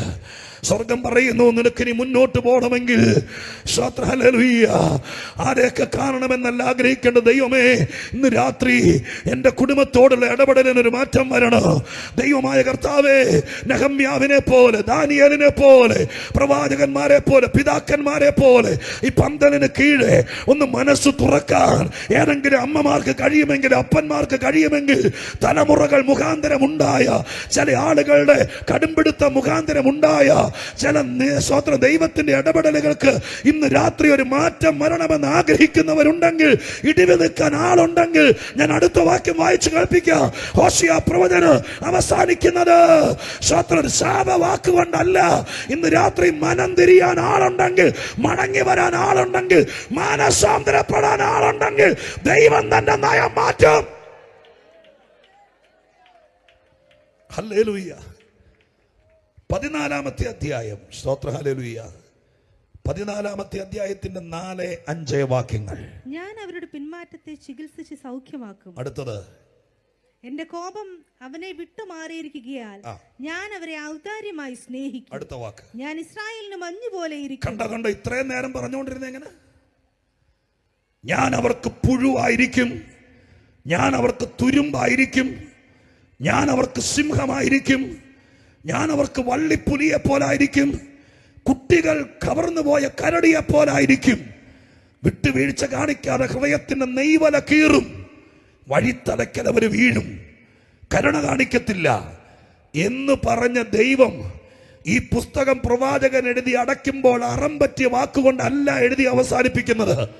ദൈവം പറയുന്നു, ഞാൻ അവരെ ചികിത്സിച്ച് അവരുടെ പിന്മാറ്റത്തെ ചികിത്സിച്ച് സൗഖ്യമാക്കും. ഹല്ലേലൂയ. ഇന്ന് രാത്രി അങ്ങനെ ഒരു ചികിത്സ വേണമെന്ന് അവരവര് തീരുമാനിക്കുക. ശരീരത്തിൽ അരിമ്പാറയുണ്ടോ, ശരീരത്തിൽ എവിടെയെങ്കിലും കൈതൊടുമ്പോൾ ഒരു മുഴയുണ്ടോ എന്നല്ല. ഈ രാത്രി പിന്മാറ്റത്തെ ചികിത്സിക്കുന്ന ഒരേ ഒരു സ്ഥലമുണ്ടെങ്കിൽ അത് ഇതുപോലത്തെ യോഗം നടക്കുന്ന സ്ഥലമാണ്. ഇന്ന് രാത്രി അത് നടന്നാൽ നിന്റെ ജീവിതം രക്ഷപ്പെടും, നിന്റെ കുടുംബം രക്ഷപ്പെടും. സ്വർഗം അത് ചെയ്യാൻ വേണ്ടിയിട്ടാണ് 2-ാമത്തെ രാത്രി ഇതിനകത്ത് നടകൊള്ളുന്നത്. യേശു ഇന്ന് രാത്രി ആരെയോ ലക്ഷ്യമാക്കിയിട്ടുണ്ട്. അവരെ ന്യായം വിധിച്ചിട്ട് പോകാനല്ല വന്നിരിക്കുന്നത്. സ്വർഗം ഇന്ന് രാത്രി പറയുന്നു, ഞാൻ ഇന്ന് രാത്രി ദൈവത്തിന്റെ കയ്യിലേക്ക് നീ ഒന്ന് അഡ്മിറ്റായി കൊടുത്താൽ എത്ര പേര് വിശ്വസിക്കുന്നു? സ്വർഗം വൻ കാര്യങ്ങൾ ചെയ്യാൻ വിശ്വസ്തനാണ്. ഹല്ലേലൂയ. ദൈവത്തിന്റെ ചികിത്സ എന്നൊരു വിഷയം ബൈബിളിലുണ്ട്. 5 തരം ചികിത്സയാണ് ദൈവം ബൈബിളിൽ പറഞ്ഞത്. 5 തരം ചികിത്സ. സ്തോത്രം. അതിലൊന്നാണിത്. ഒരെണ്ണം ഞാൻ പറയാം ഇതിൻ്റെ കൂടെ. ദൈവത്തിൻ്റെ ചികിത്സയുടെ ഒരു രീതിയാണ് ഫസ്റ്റ് എയ്ഡ്. സ്തോത്രം. ഒരു മുറിവുണ്ടായാൽ, ഒരു അപകടം ഉണ്ടായാൽ, പെട്ടെന്നൊരാൾക്ക് കുഴഞ്ഞു വീണ് നെഞ്ചുവേദന ഉണ്ടായാൽ ഒരു ഫസ്റ്റ് എയ്ഡ് ഉണ്ട്. സ്തോത്രം. പക്ഷെ ഫസ്റ്റ് എയ്ഡ് കൊണ്ട് കാര്യം നടന്നെന്ന് വിചാരിക്കരുത്, അവിടെ കൊണ്ട് തീർക്കരുത്. എവിടാ യേശു ഫസ്റ്റ് എയ്ഡ് ചെയ്തെന്ന് പറയാം? നല്ല ശമരിയാക്കാരൻ്റെ ചരിത്രത്തിലാണ്. കള്ളന്മാരുടെ കയ്യിൽ അകപ്പെട്ടിട്ട് മുറിവേറ്റ് വഴിത്തലക്കിൽ ഇട്ടിട്ട് പോയൊരു മനുഷ്യനെ ലേവ്യൻ കണ്ടിട്ട് മൈൻഡ് ചെയ്തില്ല, പുരോഹിതൻ കണ്ടിട്ട് മൈൻഡ് ചെയ്തില്ല. അപ്പോൾ ശമരിയാക്കാരൻ വന്നു. ശമരിയാക്കാരൻ വന്നിട്ട് അവൻ്റെ കയ്യിലുണ്ടായിരുന്ന വീഞ്ഞും എണ്ണയും എല്ലാം പകർന്ന് വെച്ച് കെട്ടി അവനെ. അതൊരു ഫസ്റ്റ് എയ്ഡാണ്. പക്ഷെ യേശുക്രിസ്തുവിൻ്റെ കയ്യിൽ കിട്ടിയാൽ ഫസ്റ്റ് എയ്ഡ് ചെയ്ത് വിടിയേല. സ്തോത്രം. ഞങ്ങൾ ഉപദേശിമാരുടെ കയ്യിലാണെങ്കിൽ ഇങ്ങനെ ഫസ്റ്റ് എയ്ഡ് ചെയ്തുകൊണ്ടിരിക്കും. ഒരു 5-6 കൊല്ലം ആഴ്ചയിൽ ഒരിക്കൽ വരും, ഫസ്റ്റ് എയ്ഡ് ചെയ്യും. സ്തോത്രം. അങ്ങനെ പോകും. പക്ഷെ യേശു എന്ത് ചെയ്യുന്നറിയാമോ? വീഞ്ഞ് പകർന്ന് എണ്ണ പകർന്ന് കെട്ടിയിട്ട് കർത്താവ് നേരെ അവനെ വീട്ടിൽ വിട്ടുന്നല്ല, അവനെ വഴിയമ്പലത്തിൽ കൊണ്ടുപോയി വഴിയമ്പലക്കാരനെ ഏൽപ്പിച്ചു. എന്നിട്ട് അവിടെ പറഞ്ഞത് ഇവൻ ആഹാരം കൊടുക്കണം എന്നല്ല, അവന് രക്ഷ ചെയ്യണം. സ്തോത്രം. ഇവിടെ പറയുന്ന വഴിയമ്പലം ദൈവത്തിൻ്റെ സഭയ്ക്ക് നിഴലാണ്. കർത്താവ് ഒരുവനെ വഴി കടന്ന് മുറിവേറ്റ് കിട്ടിയാൽ കർത്താവ് അവനെ കൊണ്ട് ഏൽപ്പിക്കുന്നത് ഓൾഡ് ഏജ് ഹോമിലല്ല, കർത്താവിനെ കൊണ്ട് ഏൽപ്പിക്കുന്നത് പാലിയേറ്റീവ് കെയറിലല്ല, കർത്താവിനെ വീട്ടിൽ കൊണ്ടാക്കിയല്ല. ആ വ്യാഖ്യാനം ഞാൻ പറഞ്ഞല്ലോ, സ്തോത്രം, ബൈബിൾ വ്യാഖ്യാനിച്ച് പഠിക്കണമെന്ന്. അവിടെ പറയുന്ന വഴിയമ്പലം യേശു തന്റെ വാഹനമൃഗത്തിൽ കയറ്റി കൊണ്ടുപോയി ആക്കിയത് തന്റെ സഭയാകുന്ന വഴിയമ്പലത്തിലാണ്. ആ വഴിയമ്പലത്തിൽ കൊണ്ടുപോയി എവിടെയെങ്കിലും ആക്കിയിട്ട് പോകുകയല്ല, വഴിയമ്പലക്കാരനെ ഏൽപ്പിച്ചു. വഴിയമ്പലക്കാരൻ ആരാ? ഓരോ പ്രാദേശിക സഭയും വഴിയമ്പലമാണെങ്കിൽ ആ സഭയ്ക്ക് ഒരു വഴിയമ്പലക്കാരനുണ്ട്. കമ്മിറ്റിക്കാരെ അല്ല ഏൽപ്പിക്കുന്നത്. വഴിയമ്പലക്കാരൻ ശുശ്രൂഷകനാണ്. അവനാണ് കണക്ക് പറയേണ്ടത്. അവനെ ഏൽപ്പിക്കുക. എന്തിനാണ്? ഇവൻ മടങ്ങി വരും. മടങ്ങി വരുമ്പോൾ ഇവനെ രക്ഷ ചെയ്ത് തിരിച്ചു കൊടുക്കണം.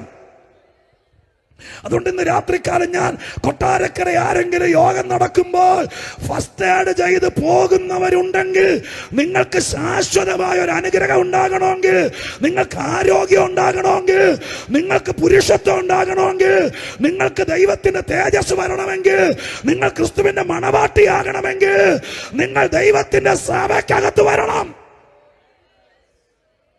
സഭയ്ക്കകത്ത രക്ഷയുടെ ചികിത്സ. സ്തോത്ര, ഹല്ലേലൂയ. അത് കിട്ടിക്കഴിയുമ്പോഴാണ് നമുക്ക് ധൈര്യം ഉണ്ടാകുന്നത്. 5 വിധ ശുശ്രൂഷകന്മാരെ കൊടുത്തിരിക്കുന്നത് സ്തോത്രം അവരെ ക്രിസ്തുവിന്റെ തികഞ്ഞ പ്രായത്തിലെത്തിക്കാനാണെന്ന് ബൈബിൾ പഠിപ്പിക്കുന്നത്. ഇന്ന് രാത്രികാലം ഞാൻ ആ വാക്ക് ചുരുക്കാം. ഹോശിയ 14 പറഞ്ഞിരിക്കുന്നത് ഇങ്ങനെയാണ്: ഞാൻ അവരെ പിന്മാറ്റത്തെ ചികിത്സിച്ച് സൗഖ്യമാക്കി കഴിയുമ്പോൾ സ്തോത്രം എൻ്റെ കോപം അവനെ വിട്ടുമാറി കഴിയാൻ ഞാൻ അവരവരെ. അടുത്ത വാക്ക്, ഞാൻ ഇസ്രായേലിന് മഞ്ഞുപോലെ ഇരിക്കും. സ്തോത്രം. ഇന്ന് രാത്രിക്കാലം എന്നെ കേൾക്കുന്ന പ്രിയപ്പെട്ടവരെ, കരടിയെപ്പോലെ ഇടപെട്ടുകൊണ്ടിരുന്നവൻ, തുരുമ്പ് പോലെ പതുക്കെ പതുക്കെ ദ്രവിപ്പിച്ചുകൊണ്ടിരുന്നവൻ മടങ്ങി വന്നപ്പോൾ ഇന്ന് രാത്രി പറയുന്നു, ഞാൻ മഞ്ഞ് പോലെ ഇരിക്കും. മഞ്ഞ് പോലെ ആയാലുള്ള ഗുണമാണ് താഴെ എഴുതിയിരിക്കുന്ന 8-9 കൂട്ടം കാര്യങ്ങളുണ്ട്. അവൻ താമര പോലെ. ദൈവം നിനക്ക് മഞ്ഞായാൽ നീ താമര പോലെ പൂക്കൂന്ന്. സ്തോത്രം. എന്തൊക്കെ ചെയ്തിട്ടും, എത്ര പ്രാർത്ഥിച്ചിട്ടും, എത്ര ജോലിക്ക് ആപ്ലിക്കേഷൻ കൊടുത്തിട്ട്, എവിടെയൊക്കെ പോയിട്ടും നിലനിൽക്കാത്ത നിലവാരത്തെ നിങ്ങൾ കറങ്ങുന്നെങ്കിൽ ഇന്ന് രാത്രികാലം അവിടെ കെട്ടുണ്ട് പൂട്ടുണ്ടെന്നും പറഞ്ഞ് വെറുതെ നിങ്ങൾ അലയരുത്. ഇന്ന് രാത്രി പരിശുദ്ധാത്മാവ് പറയുന്നു, നിങ്ങൾക്ക് ദൈവം മഞ്ഞായി മാറിയാൽ നിങ്ങൾ ചെല്ലുന്നിടത്ത് താമര പോലെ പൂക്കാനിടയാകും. ലെബാനോനിലെ വനം പോലെ വേരൂന്നും. സ്തോത്രം. നിന്റെ വാസന കൊണ്ട് ദേശം പരക്കും. നിന്റെ നിഴലിൽ പലരും തണലായി വരും. ഇന്ന് രാത്രി ഞാൻ പറഞ്ഞ ഈ ഹോശിയ പ്രവൃത്തി പറഞ്ഞ എന്താണെന്നറിയാമോ? നമ്മൾ എങ്ങനാണോ അങ്ങനെ ആയിരിക്കും ദൈവം. സ്തോത്രം. ഒരുപക്ഷെ നിങ്ങൾ ഈ പ്രദേശത്തൊക്കെ എല്ലാ യോഗത്തിലും യേശു സൗഖ്യമാക്കും, യേശു വിടുവിക്കും, ദൈവം നല്ലവനാണ്, അനുഗ്രഹിക്കുന്നൊക്കെ ആയിരിക്കും കേട്ടത്. അത് സത്യമായിരിക്കുമ്പോൾ തന്നെ കുറച്ചുകൂടെ ഇന്ന് രാത്രി ഈ പന്തലിന് കീഴെ ദൈവം പറയുന്നു, നീ ദൈവസന്നിധിയിൽ കർത്താവിൻ്റെ കൈ കീഴെ ഏൽപ്പിച്ചു കൊടുത്താൽ, സ്തോത്രം, നീ മടങ്ങി വന്നാൽ, മാനസാന്തരപ്പെട്ടാൽ, ഞാൻ നിനക്ക് മഞ്ഞ് പോലിരിക്കും. സ്തോത്രം. ഇന്ന് രാത്രികാലം ആ മഞ്ഞിൻ്റെ കീഴെ വളരുന്നത് എത്ര ആരൊക്കെ എന്തൊക്കെ നോക്കി നിന്നാലും, സ്തോത്രം, നീ അറിയല്ല, മോളിൽ നിന്നൊന്നും വരുന്നില്ല. മഴയാണെങ്കിൽ ആൾക്കാർക്കറിയാം, മഞ്ഞ് വീഴുന്നത് ആരും അറിയുന്നില്ല. പക്ഷെ മഞ്ഞ് നനഞ്ഞു നിൽക്കുന്ന പുൽച്ചെടികളെ കണ്ടാലറിയാം, യൗവനയുക്ത പോലെ നിത്യഹരിതമായി നിൽക്കുക. ഇന്ന് രാത്രികാലം അങ്ങനെ ജീവിക്കാൻ, യേശുവിന്റെ നാമത്തിൽ അങ്ങനെ ജീവിക്കാൻ ആഗ്രഹിക്കുന്ന ആരെങ്കിലും ഉണ്ടെങ്കിൽ സ്വർഗം ഇന്ന് രാത്രി പറയുന്നു, ദൈവത്തിന്റെ കൈ കീഴെ വന്നാൽ ആരൊക്കെ നിന്നെ വെറുത്താലും ഈ ദൈവം നിനക്ക് മഞ്ഞ് പോലിരിക്കും. ദൈവം മഞ്ഞ് പോലായ ജീവിതം മാറും. ഞാൻ ആദ്യം പറഞ്ഞ വാക്യത്തോടൊന്ന് കൂറു പുലർത്തി അവസാന ഭാഗം പറഞ്ഞൊരു 5, 6, 8 മിനിറ്റ് കൊണ്ട് അവസാനിപ്പിക്കാം. സ്തോത്രം. നമ്മൾ വായിച്ചത് ഇങ്ങനെയാണ്: ദൈവത്തെ സ്നേഹിക്കുന്നവരോട് ചെയ്യുന്നത് പോലെ. വേദപുസ്തകത്തിലുടനീളം ദൈവത്തെ സ്നേഹിച്ചവരോട് ദൈവം എങ്ങനെയാണ് ചെയ്തത് എന്നത് ഒത്തിരി ഭാഗത്ത് എഴുതിയിട്ടുണ്ട്. ഒരു വാക്ക് മാത്രം. എങ്ങനെയാണ് ദൈവത്തെ സ്നേഹിക്കുന്നു എന്ന് മനസ്സിലാകുന്നത്. സ്തോത്രം. അവരോട് എങ്ങനെയാണ് ദൈവം ഇടപെടുന്നത് എന്നത് മനസ്സിലാക്കാൻ ഒരു സംഭവത്തിലേക്ക് നിങ്ങളുടെ ശ്രദ്ധയെ തിരിച്ചൊരു വാക്ക് പറഞ്ഞ് 4-5 മിനിറ്റ് കൊണ്ട് ഞാൻ അവസാന ഭാഗത്തേക്ക് വരാം. ലൂക്കോസിൻ്റെ സുവിശേഷത്തിലേക്ക് നിങ്ങളുടെ ശ്രദ്ധയെ കൊണ്ടുവരികയാണ്. വിശുദ്ധ ലൂക്കോസിൻ്റെ സുവിശേഷം സ്തോത്രം 7-ാമത്തെ അധ്യായം 47-ാമത്തെ വാക്യം വായിക്കുമ്പോൾ യേശു തന്നെ സർട്ടിഫിക്കറ്റ് കൊടുക്കുന്നുണ്ട്. സ്തോത്രം. ദൈവത്തെ സ്നേഹിച്ചതിൻ്റെ, യേശുവിനെ സ്നേഹിച്ചതിൻ്റെ ഒരു വാക്ക്. അതൊന്ന് വായിച്ച് അവസാന ഭാഗത്തേക്ക് വന്ന് പ്രാർത്ഥിക്കാം. നമുക്ക് 7-ാം അധ്യായം 47-ാം വാക്യം എന്താ എഴുതിയിരിക്കുന്നത്? ആകയാൽ ഇവരുടെ അനേകമായ പാപങ്ങൾ മോചിച്ചിരിക്കുന്നു എന്ന് ഞാൻ നിങ്ങളോട് പറയുന്നു. അടുത്ത വാക്ക്, അവൾ വളരെ സ്നേഹിച്ചുവല്ലോ. അവൾ വളരെ സ്നേഹിച്ചുവല്ലോ. മതി മതി, അത്രയും മതി. യേശു ഒരു സ്ത്രീയെ കുറിച്ച് പറയുക. നമ്മുടെ കുറിവാക്യം ഇതാണ്: ദൈവത്തെ സ്നേഹിക്കുന്നവരോട് ചെയ്യുന്നത് പോലെ. സ്തോത്രം. എങ്ങനെയാണ് ദൈവത്തെ സ്നേഹിക്കുന്നവരോട് ദൈവം ചെയ്യുന്നത്? ലോകത്തിലെല്ലാവരും വെറുത്താലും ദൈവസഭയുടെ ചരിത്രം പരിശോധിച്ചാൽ നിങ്ങൾക്ക് മനസ്സിലാക്കാൻ പറ്റും. സ്തോത്രം. കർത്താവിനെ സ്വീകരിച്ച വേളയിൽ പലരും വെറുത്തു. പെറ്റ അമ്മ പോലും പറഞ്ഞു, നീ എന്നെ അമ്മയെന്ന് നീ വിളിക്കണ്ട. എന്നിട്ടും അവരിന്ന് രാത്രി പിടിച്ചു നിൽക്കുന്നതിൻ്റെ കാരണം, ദൈവത്തെ സ്നേഹിക്കാൻ ഇറങ്ങിയാൽ ഇവിടെ ആര് വെറുത്താലും ദൈവം പിന്നെ ഒരു പ്രത്യേക രീതിയിൽ അവരോട് ഇടപെടുന്നത്. ഈ ലോകത്തിൽ, സ്വർഗത്തിൽ ചെന്നിട്ടല്ലെന്ന്, ഈ ലോകത്തിൽ. അതിപ്പോൾ അവരുടെ ഇന്നലകളെ ദൈവം നോക്കുന്നില്ല, അവരുടെ സാഹചര്യങ്ങളെ നോക്കുന്നില്ല. ആരവരെ മൈൻഡ് ചെയ്തില്ലെങ്കിലും ദൈവം അവരെ ശ്രദ്ധിക്കും. സ്തോത്രം. അതിനുതകുന്നൊരു ഭാഗമാണ് ലൂക്കോസ് 7-ൽ എഴുതിയിരിക്കുന്നത്. നിങ്ങൾക്കറിയാതിരിക്കുന്നത് പറയുമ്പോൾ, സ്തോത്രം, യേശുക്രിസ്തു സ്തോത്രം വേദപുസ്തകത്തിനകത്ത്, വിശിഷ്യ സുവിശേഷത്തിനകത്ത് ഐഹിക ജീവിതകാലത്ത് 8-10 വീടുകളിൽ പോയതിനെ കുറിച്ച് എഴുതിയിട്ടുണ്ട്. വെറുതെ ഒരു വീട്ടിലും പോയിട്ടില്ല കർത്താവ്. പോയിടത്തെല്ലാം ചില പ്രത്യേക കാര്യങ്ങൾ സംഭവിച്ചിട്ടുണ്ട്. ചിലയിടത്ത് ക്ഷണിച്ചു പോയി, ചിലയിടത്ത് കർത്താവിൻ്റെ ഇനിഷ്യേറ്റ് ചെയ്ത് തന്നെത്താൻ യേശു പോയി. ക്ഷണിക്കപ്പെട്ടു പോയൊരു വീടാണ് പരീശനായ ശീമോന്റെ വീട്ടിൽ. 7-ാം അധ്യായത്തിൽ 36-ാമത്തെ വാക്യം മുതൽ ആ ചരിത്രമാണ് എഴുതിയിരിക്കുന്നത്. അവനോടുകൂടെ പ്രത്യേകിച്ച് ആ വീട്ടിലേക്ക് വിളിച്ചത്, യായിറോസ് എന്ന പ്രമാണി യേശുവിനെ വീട്ടിലേക്ക് വിളിച്ചത് ഭക്ഷണം കഴിക്കാനല്ല. യായിറോസ് എന്ന പ്രമാണി യേശുവിനെ വീട്ടിലേക്ക് വിളിച്ചത് എൻ്റെ കൊച്ചുമകൾ മരിക്കത്തക്ക ദീനം പിടിപെട്ട് കിടന്നപ്പോഴാണ്.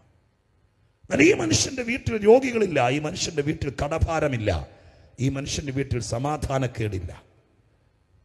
പക്ഷെ ഇവനൊരാഗ്രഹം, സ്തോത്രം, യേശുവിനെ വീട്ടിൽ വിളിച്ച് ഒരു നേരത്തെ ആഹാരം കൊടുക്കണം, ഭക്ഷണം കൊടുക്കണം. സ്തോത്രം. ഉദ്ദേശം എന്താന്നൊക്കെ പറഞ്ഞ് തെളിയിക്കാൻ നമ്മൾ ഇന്ന് രാത്രി സമയമെടുക്കുന്നില്ല. ആള് പരീശനാന്ന് ഓർത്തോളണം. യേശുക്രിസ്തുവിനെ അംഗീകരിക്കാത്തൊരു കൂട്ടരാ പരീശന്മാർ. പക്ഷെ അതിനിടയിലും എന്തുദ്ദേശമാണെങ്കിലും യേശുവിനെ വീട്ടിൽ വിളിച്ച് ഭക്ഷണം കൊടുക്കുന്നവരുണ്ടായിരുന്നു. സ്തോത്രം. അവൻ വീട്ടിൽ ഭക്ഷണത്തിന് വേണ്ടി വിളിച്ചു. ഒരു പരീശന്റെ വീട്ടിലേക്ക് ഭക്ഷണത്തിന് വേണ്ടി വിളിക്കുമ്പോൾ ഒരുമാതിരി കാര്യഗൗരവമുള്ള, മുതലുള്ള, ഭക്ഷണം കൊടുക്കാൻ കഴിവുള്ള ഒരു പരീശനാണ്. അപ്പോൾ അവരുടെ വീട്ടിൽ തന്നെ ഇന്നത്തെ പോലെ അപ്പനും അമ്മയും മാത്രം താമസിക്കുന്നൊരു വീടോ മക്കളൊക്കെ വെളിയിലോ 1-2 കുഞ്ഞുങ്ങളുമായിട്ട് ജീവിക്കുന്ന വീടല്ല. അന്നത്തെ കാലം 2000 വർഷങ്ങൾക്ക് മുമ്പ് ഒരു പരീശന്റെ വീടെന്ന് പറയുന്നത്, അവിടെ ആരൊക്കെ കൊച്ചു യോഗത്തിലുള്ള ആൾ കാണും. പിന്നെ യേശുവിൻ്റെ കൂടെ വന്നിരിക്കും. പ്രത്യേകിച്ച് യേശുവിനെ പോലെ ഒരു VIP പരിവേഷമുള്ള ആളെ വിളിച്ച് വിരുന്ന് കൊടുക്കുമ്പോൾ ചിലരെ കൂടി വിളിച്ചിട്ടുണ്ടാകാം. അങ്ങനെ എല്ലാവരും കൂടി ഒരു കൂട്ടം ആളുകളാണ് അവിടെ. ക്ഷണിച്ചിട്ടാണ് അവരെല്ലാവരും വന്നത്. പക്ഷെ ഇവിടെ വിരുന്നിന് ഒരുക്കപ്പെട്ടിരിക്കുന്ന വിരുന്നുശാലയിൽ ക്ഷണിക്കാതെ, അവിടെ എഴുതിയിരിക്കുന്ന വാക്യതാണ് 37-ാം വാക്യത്തിൽ, ആ പട്ടണത്തിൽ പാപിയായ ഒരു സ്ത്രീ അവൻ പരീശന്റെ വീട്ടിൽ ഭക്ഷണത്തിനിരിക്കുന്നത് അറിഞ്ഞ് അവൻ്റെ അടുക്ക വന്നു. അവളെ കുറിച്ചാണ് അവസാനം എഴുതിയിരിക്കുന്നത്, അവൾ വളരെ സ്നേഹിച്ചു. ഞാൻ ഇന്ന് രാത്രികാലം യേശു എങ്ങനെയാണ് യേശുവിനോട് സ്നേഹം അഥവാ ദൈവത്തോട് സ്നേഹമുണ്ടെന്ന് യേശു എങ്ങനെ മനസ്സിലാക്കുന്നത്? ഈ രാത്രി ഞാൻ പറയാം, വരവ് മുതലേ സ്നേഹത്തിൻ്റെ ഡീലിംഗ് ദൈവം പിടിച്ചെടുക്കും. സ്തോത്രം. ആരും ക്ഷണിച്ചില്ല, ക്ഷണക്കത്ത് കൊടുത്തില്ല, വീട്ടിൽ വന്ന് പറഞ്ഞില്ല, ഫോൺ വിളിച്ചില്ല, ലൊക്കേഷൻ മാപ്പ് അയച്ചു കൊടുത്തില്ല. ഇതൊന്നും ഇല്ലെങ്കിലും യേശു ഉണ്ടെന്നറിഞ്ഞപ്പോൾ അവിടെ ആരൊക്കെ ഉണ്ടോ ഇതൊന്നും നോക്കിയില്ല.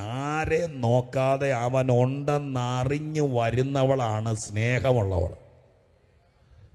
ഇന്ന് രാത്രി നിങ്ങളിവിടെ വന്നത് സ്തോത്രം കർത്താവ് ഇവിടെ ഉണ്ടെന്ന് അറിഞ്ഞിട്ടാണെങ്കിൽ നിങ്ങളുടെ പേരിൽ സ്വർഗം എഴുതി വയ്ക്കും. നിനക്ക് ദൈവത്തോട് സ്നേഹമുണ്ട്. സ്തോത്രം. അതിന് യോഗം സംഘടിപ്പിച്ചത് ആരാണ്? ഈ പരീശൻ ആരാണ്?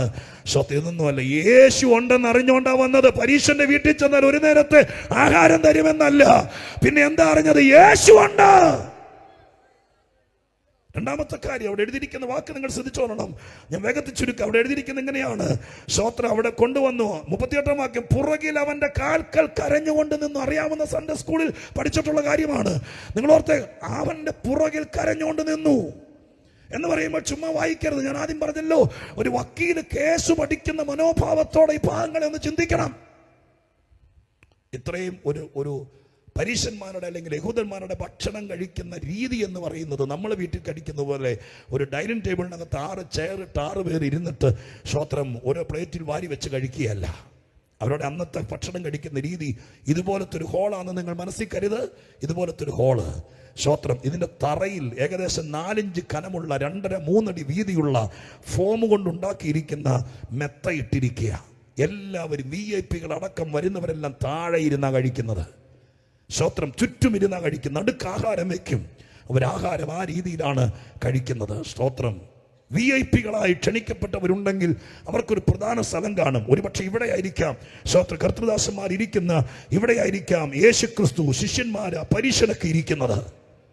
സ്തോത്രം. ഈ ഡൈനിങ് ഹാളിന്റെ പ്രധാന വാതിൽ ഫ്രണ്ടിലായിരിക്കാം ആ വിരുന്നുശാലയുടെ. അവിടെ നിന്നാണ് ആളുകൾ കയറി വരുന്നത്. യേശു ഇരിക്കുന്നത് ഇവിടെയാണ്. നിങ്ങൾ ആ സ്ത്രീയെ നോക്കണേ. ആ പട്ടണത്തിലെ ഏറ്റവും പാപിനിയാണ്. കണ്ടാൽ എല്ലാവർക്കും അറിയാം ഇവിടെ ഐഡന്റിറ്റി അതാണ്. പക്ഷെ അവൾ ഇന്ന് വന്നിരിക്കുന്നത് രണ്ടും കൽപ്പിച്ച, ഒരു നേരത്തെ ആഹാരത്തിനല്ല, പരീശന്റെ വീട്ടിൽ ഞാനും വന്നെന്ന് പറയാനല്ല, ഇന്ന് രാത്രി എന്തോ കരുതിയാ വന്നിരിക്കുന്നത്.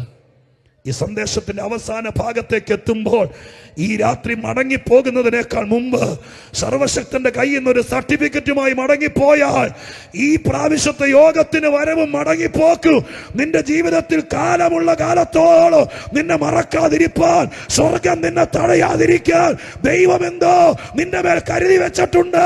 അതിന്ന് രാത്രികാലം ചരണമേൽ പകർന്നിട്ടേ ദൈവം പോകത്തുള്ളൂ.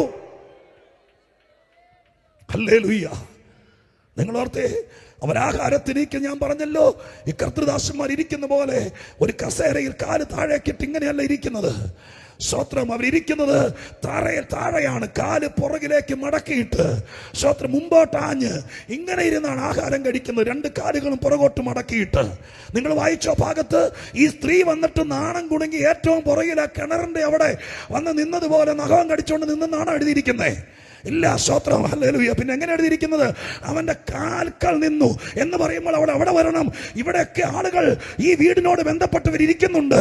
അവരാരാന്ന് നോക്കിയില്ല. അവൾ നേരെ കടന്നു വന്നു. ഇവിടെ ഇരിക്കുന്നവര് വിഷയമല്ല, പരീശൻ വിഷയമല്ല, എന്നെ ആരെങ്കിലും ശ്രദ്ധിക്കുന്നോന്ന വിഷയമല്ല. എനിക്കിന്ന് രാത്രി എനിക്ക് എന്റെ സൃഷ്ടാവിനെയാണ് കാണേണ്ടത്. ഇന്ന് രാത്രി എനിക്ക് എന്നെ രൂപാന്തരപ്പെടുത്തുന്നവനെയാണ് കാണേണ്ടത്. ഞാൻ അവനെ കാണാനാണ് വന്നത്. അവന്റെ അടുക്കലാണ് എനിക്ക് എത്തേണ്ടത് എന്നൊരു മനോഭാവം ഇന്ന് രാത്രി ഉണ്ടെങ്കിൽ ഈ നാട്ടിൽ ആരെയും പേടിക്കുകയില്ല. ഹല്ലേലൂയ. അവനോട് സ്നേഹം ഉണ്ടെങ്കിൽ ആരെ നോക്കിയല്ല. യേശു ഉണ്ടെന്നറിഞ്ഞാൽ സ്തോത്രം. ഹല്ലേലൂയ. നേരെ വന്ന് അവന്റെ കാൽക്കൽ നിന്നു. സ്തോത്രം. കേൾക്കണേ. കാൽക്കൽ നിന്നു. അവിടെ വരെ വരാനുള്ള ധൈര്യം ഈ സ്ത്രീക്ക് എങ്ങനെ കിട്ടി? ഇവിടുത്തെ ആരുമല്ല, ഈ പട്ടണത്തിലെ പാപിയാന്നാ പറഞ്ഞിരിക്കുന്നത്. ഇന്ന് രാത്രി രക്ഷകൻ ഇവിടെ ഉണ്ടെങ്കിൽ, ഇവിടെ ചുറ്റുവട്ടം ഇരിക്കുന്നവരോ വിരുന്ന് വാഴി ഒന്നും വിഷയമല്ല. അവന്റെ കാൽക്കലെത്തിയാൽ അവൻ മനസ്സിലാക്കും നിനക്ക് എന്നോട് സ്നേഹമുണ്ട്. ഇന്ന് രാത്രി കാലം യേശുവിനോട് സ്നേഹമുണ്ട് എന്നൊരു യോഗ വരുമ്പോൾ അറിയാം, ഇരിപ്പ് കണ്ടാൽ അറിയാം. യേശുവിനെ ഉയർത്തുന്നൊരു യോഗം നിന്റെ നാട്ടിലുള്ളപ്പോൾ സഭയും മതമൊന്നുമല്ല വിഷയം. ഈ സർവശക്തനോട് സ്നേഹം ഉണ്ടെങ്കിൽ നീ ആരെ പേടിക്കുകയല്ല. ഭയം കൂടാതെ, പേടിക്കാതെ. നിനക്ക് നീ ആരെ നോക്കാനില്ല. നിന്നെ സ്നേഹിക്കാൻ ഒരുവനേ ഉള്ളൂ. അത് യേശു അല്ലാതെ മറ്റാരുമല്ല. അത് തിരിച്ചറിഞ്ഞാൽ ഇന്ന് രാത്രി നീ ആരെയും പേടിക്കരുത്.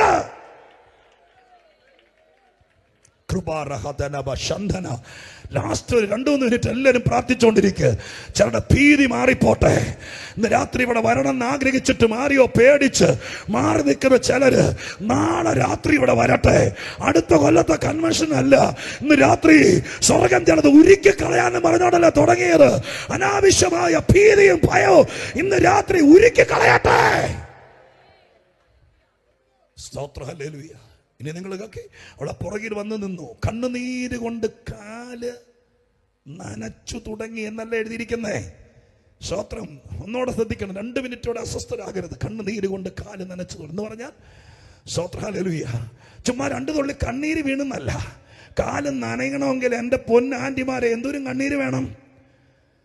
സ്തോത്രം, ഒരു പുരുഷൻ 33 വയസ്സുള്ള പുരുഷന്റെ കാല് പുറകിലേക്ക് മടക്കിയിട്ടിരിക്കുമ്പോൾ ഒരു സ്ത്രീയുടെ മൂക്കിൽ നിന്നുള്ള വെള്ളവും കണ്ണിൽ നിന്നുള്ള കണ്ണീരും എല്ലാം കൂടി ഒലിച്ച് അവന്റെ കാൽപാദത്തിൽ വീണിട്ട് ആ കാല് നനയുമ്പോൾ ഇവിടെ ഞാൻ യേശുവിനെയാണ് മഹത്വപ്പെടുന്നത്. കാരണം എന്താ? സ്തോത്രം, ഹല്ലേലൂയ. ഞാനൊരു പാസ്റ്ററാണ്. മിക്കവാറൊക്കെ ഞാൻ പലർത്തും പറഞ്ഞിട്ടുണ്ട്, പ്രാർത്ഥിക്കാൻ വേണ്ടി യോഗം കഴിഞ്ഞ് പലപ്പോഴും പ്രാർത്ഥിക്കാൻ ഞങ്ങളുടെ സഭയിൽ നിൽക്കുമ്പോൾ ആളുകൾ വന്ന് നിൽക്കുമ്പോൾ ഞാൻ ഈ പുൽപ്പിറ്റ് ഇങ്ങനെ പിടിച്ചോണ്ട് നിൽക്കും. ആളുകൾ വന്ന് കരഞ്ഞ് പ്രാർത്ഥിക്കുന്ന വേളയിൽ സ്തോത്രം, ഹല്ലേലൂയ, ഇവരുടെ കണ്ണുനീരും ഇവിടെ മൂക്കിൽ നിന്ന് വരുന്ന വെള്ളമല്ല എൻ്റെ കയ്യിലേക്ക് 1-2 തുള്ളി വീഴും. എത്ര ആത്മാവിൽ പ്രാർത്ഥിച്ചുകൊണ്ട് നിന്നാലും പെട്ടെന്ന് എനിക്ക് ബോധം വരും. സ്തോത്രം, ഞാൻ ആരും അറിയാതെ പ്രാർത്ഥിച്ചുകൊണ്ട് നിൽക്കുമ്പോൾ എൻ്റെ പോക്കറ്റിൽ കിടക്കുന്ന കർച്ചീഫ് കൊണ്ട് ആരും അറിയാതെ ഈ പ്രാർത്ഥനക്കടയിൽ തൂക്കും. പക്ഷെ എൻ്റെ യേശു ഒരു സ്ത്രീയുടെ കണ്ണീരും അവിടെ തലക്കകത്ത് മുഴുവൻ ഭാരത്തിന്റെ വെള്ളവും ഈ കാലയിൽ വീണ് നനഞ്ഞിട്ടും സ്തോത്രം, അവൻ ഇറിറ്റേഷൻ ഉണ്ടായിട്ടും യാതൊരു ഭാരവുമില്ലാതെ അവളുടെ കണ്ണീര് മുഴുവൻ വീണോട്ടെ എന്നോർത്ത് അവന്റെ കാല് ചലിക്കാതെ അസ്വസ്ഥനാകാതെ ഇരുന്ന് കൊടുത്തൊരു ദൈവം ഉണ്ടെങ്കിൽ അതിന്ന് രാത്രി നമ്മൾ ആരാധിക്കുന്ന യേശു അല്ലാതെ വേറെ ആരുമില്ല. നിന്റെ കണ്ണുനീര് അവനെ അശുദ്ധനാക്കില്ല. സ്തോത്രം, നിന്റെ വേദനയുടെ നൊമ്പരത്തിന്റെ സ്തോത്രം കണ്ണുനീർ തുള്ളികൾ എന്താ സാക്ഷ്യം പറയുന്നത്? ഒരായുസ് മുഴുവൻ ഞാൻ പിച്ചു ചീന്തപ്പെട്ടു, പലരാൾ ചതിക്കപ്പെട്ടു, എന്റെ ജീവിതം പാഴായി, ഞാൻ വിശ്വസിച്ചവരെന്നെ ചതിച്ചു. ഈ രാത്രി ആത്മാവിൽ സ്തോത്രം ചെയ്തുകൊണ്ടിരിക്കുക. സ്വർഗം ചിലരെ പിടിച്ചെടുക്കട്ടെ. ആ വേദനയുടെ കണ്ണുനീര് ഇനി ആരും അംഗീകരിക്കില്ല. അത് അംഗീകരിക്കാൻ ഒരു പാദപീഠമുണ്ടെങ്കിൽ അത് നസ്രയനായ യേശുവിന്റെ പാദപീഠമല്ലാതെ ഇനി അത് ഏറ്റെടുക്കാൻ ലോകത്തിനിടമില്ല. സകല നൊമ്പരങ്ങളും വേദനകളും ഇന്ന് രാത്രി അവന്റെ മേലല്ലാതെ പിന്നെ എവിടെ വീഴുമെന്ന് പറയാന്നേ. ഇന്ന് രാത്രി നിങ്ങൾ പറ, ഈ വേദന മുഴുവൻ അവന്റെ മേലല്ലാതെ പിന്നെ ആരുടെ മേൽ ചുമത്തു? ഇന്ന് രാത്രി സങ്കടത്തിന്റെ കണ്ണുനീർ, വേദനയുടെ കണ്ണുനീർ, അതിന്ന് രാത്രി അവന്റെ മേൽ വീഴട്ടെ. അവൻ ഇന്ന് രാത്രി നിന്നെ ആള് മാറിയതുപോലെ അയക്കും. ആ സ്തോത്രം, നിന്നെ സ്നേഹിക്കുന്നവരോട് എങ്ങനെ ചെയ്യുന്നത്? ഇന്ന് രാത്രി പോകുന്നതിനേക്കാൾ മുമ്പ് അറിഞ്ഞിട്ടേ പോകാവൂ. ആരെങ്കിലും യേശുവിനെ സ്നേഹിക്കാൻ ഈ 19-ാം തീയതി മുതൽ ഹൃദയംഗമായി തീരുമാനമെടുത്താൽ അവരോട് ദൈവം പറയുന്നു, അവരോട് ഇന്ന് രാത്രി മുതലുള്ള യേശുവിന്റെ ഇടപാട് ഒരു പ്രത്യേക രീതിയിലായിരിക്കും. സമൂഹം നിന്നോട് ഇടപെട്ടതുപോലല്ല, നിന്റെ ഭർത്താവ് നിന്നോട് ഇടപെട്ടതുപോലല്ല, നിന്റെ ചാർച്ചക്കാരും നിന്റെ മുതലാളിയും നിന്നോട് ചെയ്തതുപോലല്ല ഈ ദൈവം നിന്നോട് ചെയ്യുന്നത്. സ്തോത്രം ചെയ്യുന്നു. The last വാക്ക്, മുടി കൊണ്ട് കാല് തുടച്ചെന്ന ആന്റിമാർക്ക് അമ്മമാർക്കൊക്കെ മുടിയില്ല, നിങ്ങൾ വളരെ പൊന്നുപോലെ സൂക്ഷിക്കുന്നേ. അവളെ കാൽക്കൾ നിൽക്കുമായിരുന്നു എഴുതിയിരിക്കുന്നത്. നിന്നോണ്ട് നിങ്ങളുടെ മുടി കൊണ്ട് ആ കാല് തുടയ്ക്കാൻ പറ്റുമോ? കാല് തുടച്ചിട്ടുണ്ടെങ്കിൽ അവൾ ആ കാൽക്കൽ കിടന്നിട്ടുണ്ട്. ആ കാലെ കിടന്നോണ്ട് തുടച്ചു. യേശുവിന് മനസ്സിലായി ഇവള് കാര്യസാധ്യത്തിന് വന്നവളല്ല. യേശു സർട്ടിഫിക്കറ്റ് എഴുതി. സ്തോത്രം, ഇവള് ഏറ്റവും സ്നേഹിച്ചു. ദൈവത്തിന് മനസ്സിലാകണം നീ അവനെ സ്നേഹിക്കുന്നുണ്ടെന്ന്. സ്തോത്രം, കേൾക്കണേ. ഒറ്റ വാക്കോടെ ബൈബിൾ അടയ്ക്കുക. സ്തോത്രം. അപ്പോഴാണ് ഈ പരീശൻ പെട്ടെന്ന് മനസ്സിൽ പറയുക. മനസ്സിൽ പറഞ്ഞെന്ന് എഴുതിയിരിക്കുന്നത്, ഹൃദയത്തിൽ. എന്താ പറഞ്ഞത്? ഇവൻ പ്രവാചകനുമല്ല. സ്തോത്രം, ഇവനൊരു ഉപദേശിയല്ല. ആയിരുന്നെങ്കിൽ ഈ സ്ത്രീ ആരെന്നും ഇവനെ തൊടുന്നവൻ ആരെന്ന് അവൻ പറയുകയില്ലായിരുന്നോ എന്ന് ഹൃദയത്തിൽ മനസ്സിൽ പറഞ്ഞു. ഞാൻ ആ പരീക്ഷനോട് ചോദിച്ചോളൂ, തൻ്റെ വീടല്ലേ, താനല്ലേ പോത്തിനെയും ആടിനെ എല്ലാം മേടിച്ച് വിരുന്നുണ്ടാക്കിയത്. തൻ്റെ ആൾക്കാരല്ലേ ഇവിടെ ഇരിക്കുന്നേ? താനെന്താണ് ഇത് മനസ്സിൽ പറയുന്നേ? തനിക്ക് തൻ്റെ ഇടമില്ലേ? ഈ സ്ത്രീയോട് സെക്യൂരിറ്റി ഉണ്ടെങ്കിൽ, അങ്ങേരുടെ ഭാര്യ അവിടെ ഉണ്ടെങ്കിൽ, നീ വന്ന് ഇവിടെ പിടിച്ച് പുറത്താക്കിക്കേ. ഇവിടെ ആരാ വിളിക്കാതെ വന്നിരിക്കുന്നേ?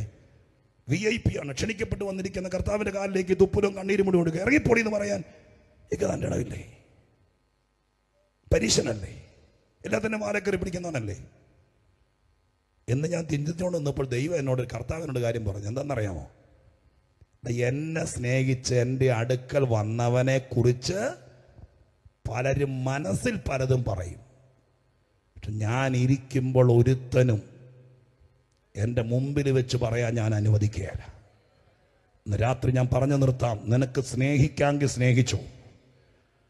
പലരും നീ സ്നേഹിക്കാൻ ഇറങ്ങുമ്പോൾ മനസ്സിൽ പറയും, സ്തോത്രം, മറ്റു പല കാര്യങ്ങൾ. പക്ഷെ പുറത്ത് പറയണമെങ്കിൽ കർത്താവ് സമ്മതിക്കുകയില്ല.